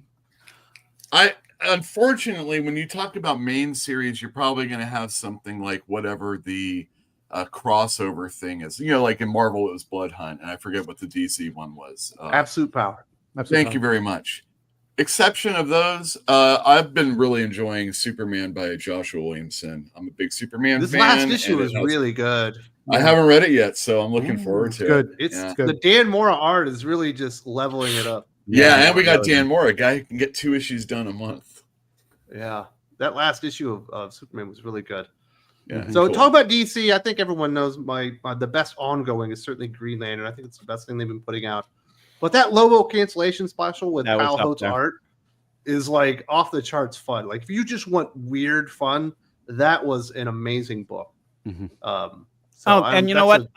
I want to throw in something I forgot about. Peacemaker Tries Hard too, which is that wasn't really good. It's funny. Yeah. It's what it was supposed to be, but I really liked it by Kyle Starks as well. So Kyle Starks. yeah, I'd throw that in. Yeah, so that's a guy that's good from the indie or image Mhm. indies. Rick and Morty. He could do some good Yeah, stuff. he's funny. I mean, and if you like That- over the top sexual humor and stuff like that, was in that Peacemaker Tries Hard. They Good do sex not. cast. Yeah, they do not pull back on some crazy stuff on that. I thought was really good. Also, I'm surprised you didn't say Sandman there, Wes, with your Robert Venditti, that sort of thing too. that was a good series. Yeah.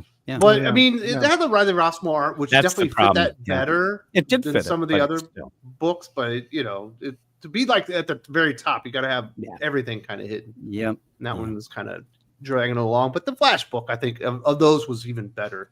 Yep. The Jake The Garrett Jake Garrett. Flash book was Garrett. fun. Yeah, Yeah. it was a lot of fun. So moving on to the indies, talking about what could be considered the best book of the year. Sully, you're a huge indie fan. You're an indie head. Mhm. What are you thinking about when you think about the very best indie comic book of 2024? What should be in consideration for the list? Beneath the Trees Where Nobody Sees. It was an amazing. Just What are you, a G. Willow Wilson mark now? No, that wasn't her. Oh, that wasn't her. Yeah. Which one was that one? That was That's the one. Yeah. Brian Horace or something. Yeah, like Horace. that? Yeah. It was good. It was Poor really, guy, yeah. because it surprised me how good it was. It was suggested by one of the people at my old comic book shop, and I was just blown away by it. And Patrick Horvath. Horvath, Yeah. that's right, yeah. But also Rook Exodus. That is just, what an amazing Ghost Machine. Jeff Johns, Jason Favick is on. Everything's toyetic in there. I can't. That needs to have toys. That needs a cartoon. Why not a movie? This got everything. A porno. Keep going. Maybe. Boom. Wow. Absolutely. Wait, about furries?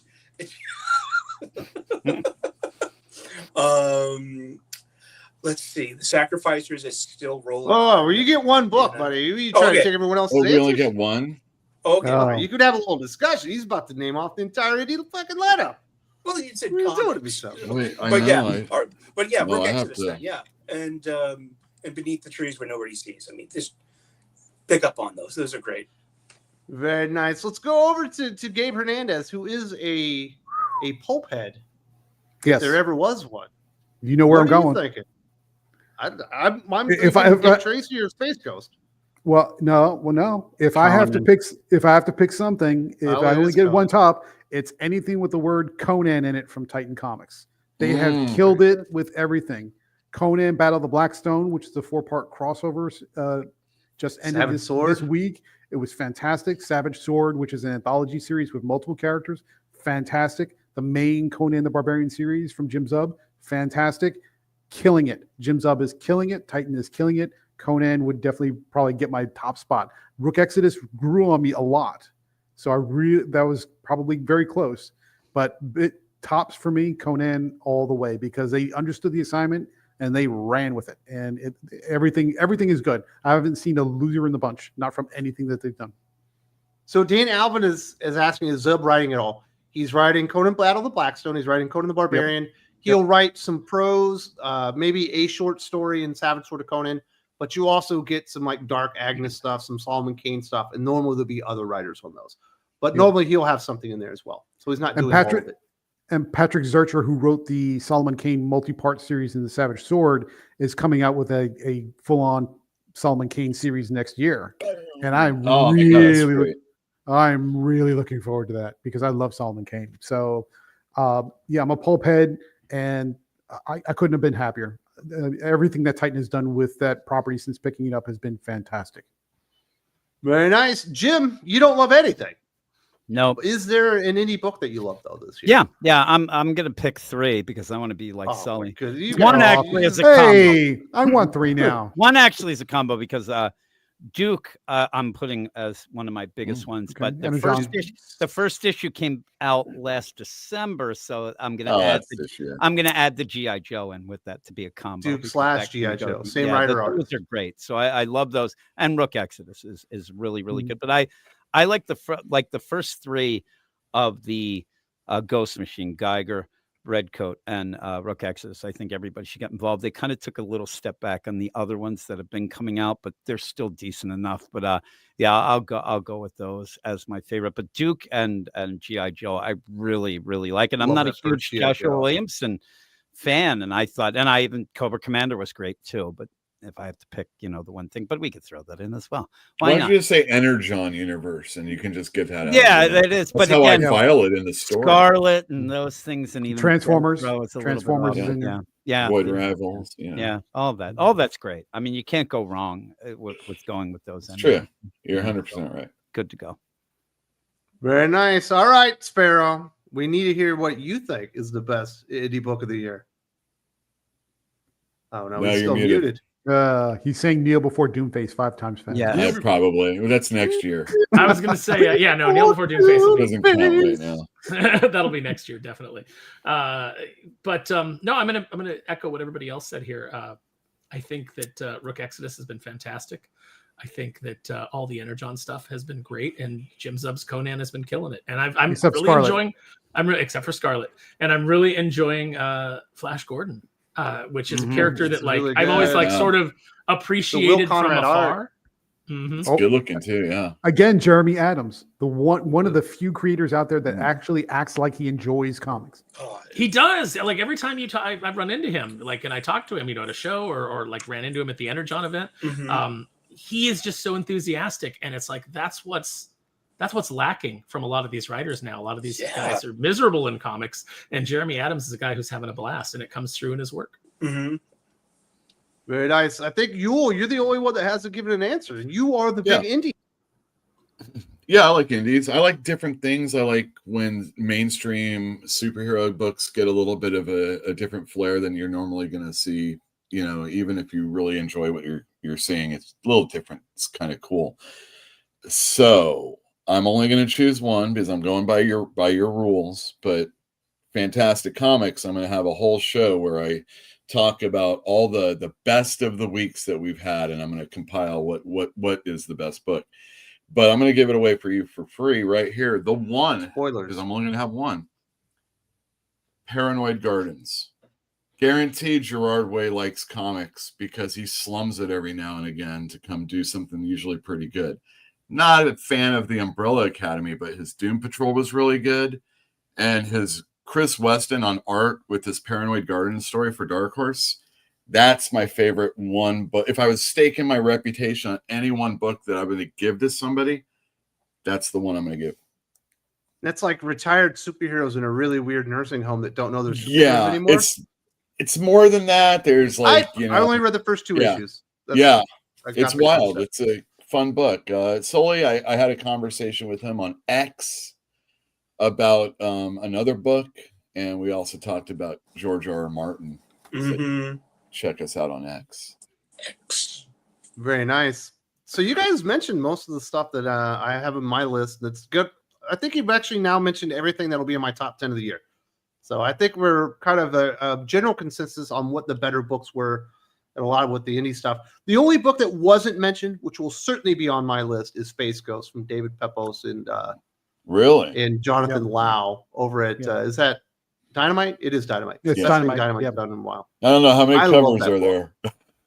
I have no idea. There's definitely a titty cover. If it's Dynamite. It'll be a cosplay. None. They're playing it straight, and it's a really, really great adaptation. It's been absolutely fantastic, and I've really enjoyed that one.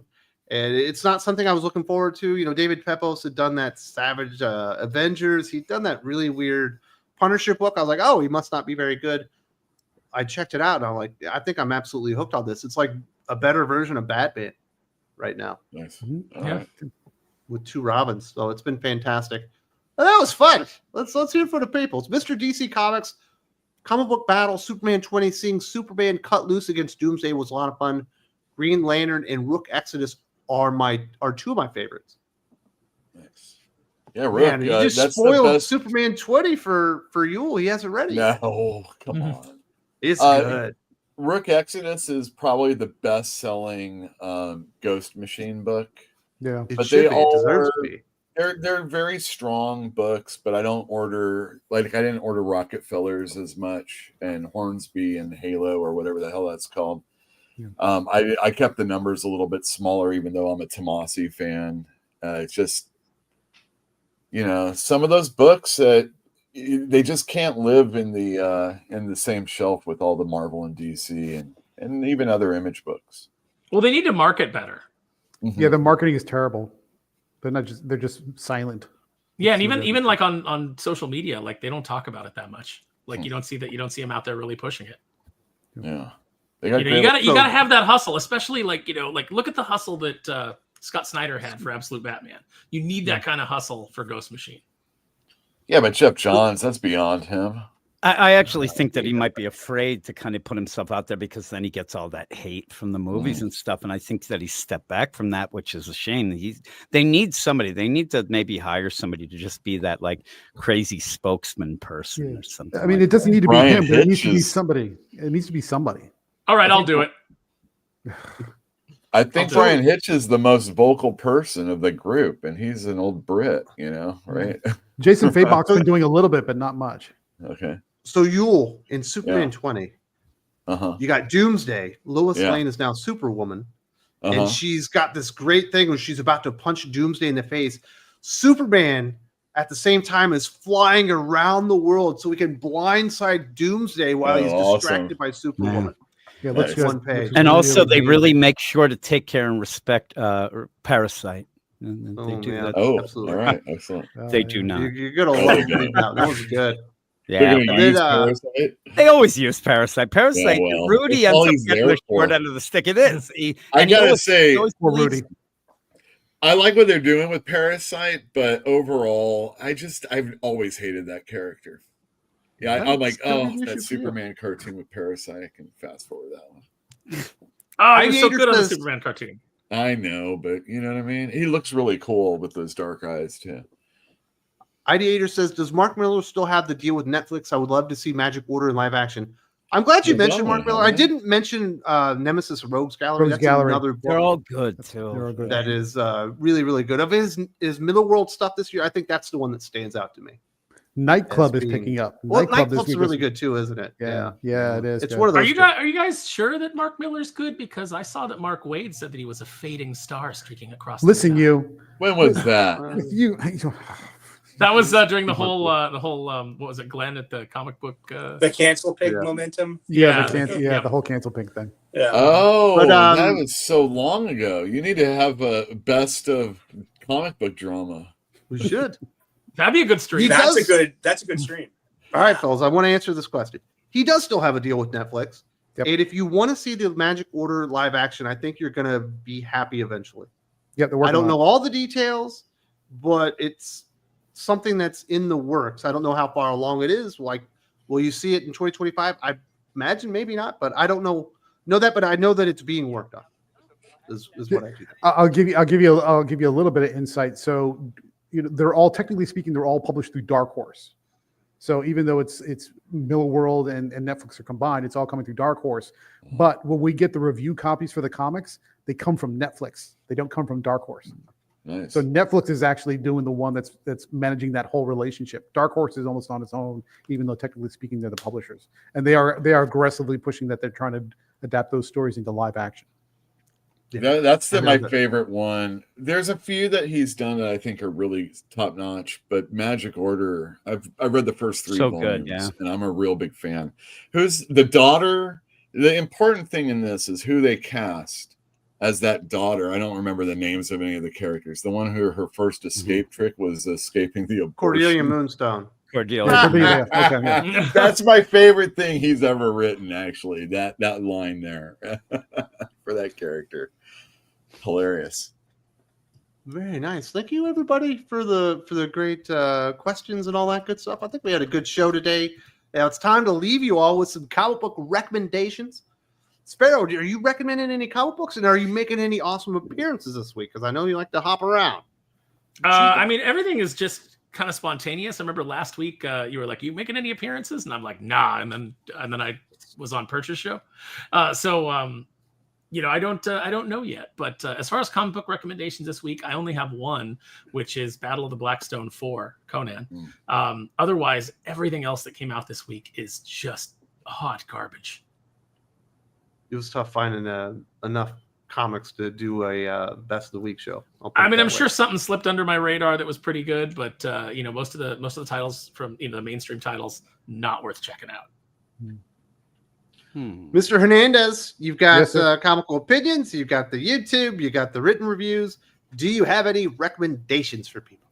I do. We have Nightclub Volume 2, Number 4. That was pretty darn good. So that just came out this week. I'm going to go with Aaron's recommendation about Conan Battle of the Blackstone number 4, which concludes that miniseries and was fantastic and a great ending. I'm going to go also with Prairie Gods number 3 from Mad Cave. That's Shane Connery-Volk's sort of Twilight Zone anthology series, and that was pretty darn good. You get a World War I alien time traveler kind of thing going on there. And then I'll give an honorable mention maybe to Absolute Superman number 2, simply because I thought it was an improvement over the first issue.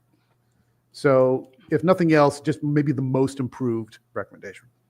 And that's it. Very nice. You got anything people should be on the lookout for? You got any, like a special expose or something?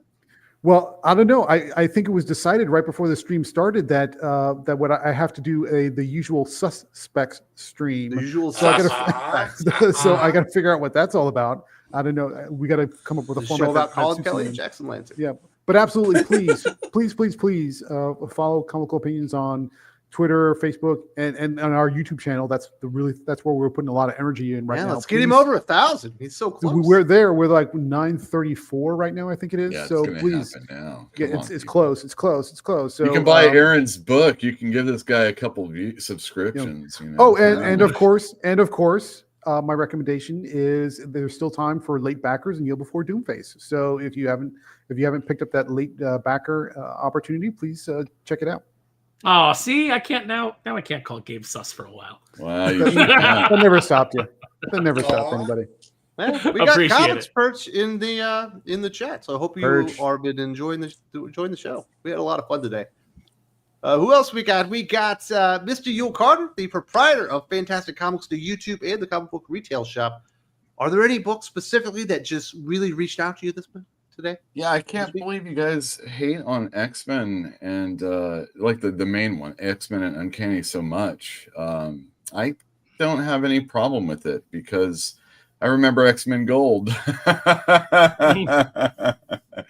And it's not that bad, and it's got a crossover going on, so you have to get it. And I thought the Avengers was pretty good too, but all right, you're like, come on, Uel, those aren't good. What is your real recommendations? You gotta go back and get either the trade that came out or the issues of Blood Squad 7. If you want your adult 90s characters growing up with you, and it's hardcore, and I love it. It's that Paul Fry is the artist, and he's like an Imonen style guy, and it's oh my god, it's a lot about getting the team together. The first 4 issues, so the trade, and even before that, there was a Dutch mini series that you can go, and it's Joe Casey writing them. But I finally caught up. You know, I'm all right with Joe. Like I'll read his stuff, Johnny Quest, but like got to get paid, right? But so I kind of saved it up, and man, I to my detriment, I saved them up. It was awesome. If you read Youngblood, it's Blood Squad 7 is Youngblood. Just think Youngblood, and it's like, oh my god, it's like Youngblood meets Watchmen. Exactly. If there's gonna be a 90s superhero Watchmen, this is the one. There you go. Very nice. Sully, you have not been to your comic book shop yet. You don't have a back full of funny books. You're letting everybody down. Do you have any books to recommend? What are you doing? I'm looking forward to going to my local comic book shop immediately after this show because I have a pull list and I like going once a week and supporting my local comic book shop because, this is how we're going to save comics. We have to show up and buy them. You know what I mean? And not just like read them online, which I'm really good at because I read a bunch of Marvel comics this week. I thought that Avengers 21 was decent. I thought X-Men number 8 was decent. And just to piss Jim off, because I'm good at that, I'm giving a good vote to Miles Morales Spider-Man number 27. Pissed me off. I know. But I'm looking forward to picking up my copy of Nightclub 2, number 4. That's a wonderful series. I'm loving what Mark Millar's doing on that. And I'm getting my copy of Savage Dragon this week. And because I fell in love with this dumb book. It's really dumb. It's ribald humor. It's kind of it's over the top. But I'm having such a great time reading this. So I know I've been consistently pleased with that book. I've only started reading it in the past 4 issues. So, I'm really looking forward to those 2 books, seeing them today. And thank you once again for having me on, man. Appreciate you for making it, brother. Having a good time talking comic books. Last but not least, we missed out on Jim for about an hour, but he finally made it back in. He was kicking ass and taking names on all that DC stuff. You got any books you want to recommend?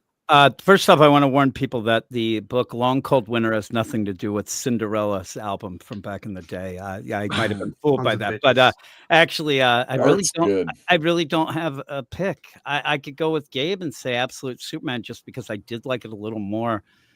than the first one. Maybe I'll go and I'll say that Yen Press's She Likes Gays, but Not Me, Volume 3. Maybe somebody wants to check that out. I'm going down the list of books to try to figure You don't out want to do all new Venom? Like. No. And if it is Paul, I will. Everybody will lose it, but still. Wait. We don't know who Venom is? No, there's no new. Oh And my it's going to be goodness. Paul? Well, Paul's in it. He's not Holy listed as a shit. suspect, but he could be. He But shows up at the very end of the book. he shit. shows up at the end with Jack. That But that would be the crazy, right? greatest thing Actually, ever. I would love joke, it. and it would be great because then we could just get rid of him. Then my Spider-Mans would be worth more money someday. That is true. Mm-hmm.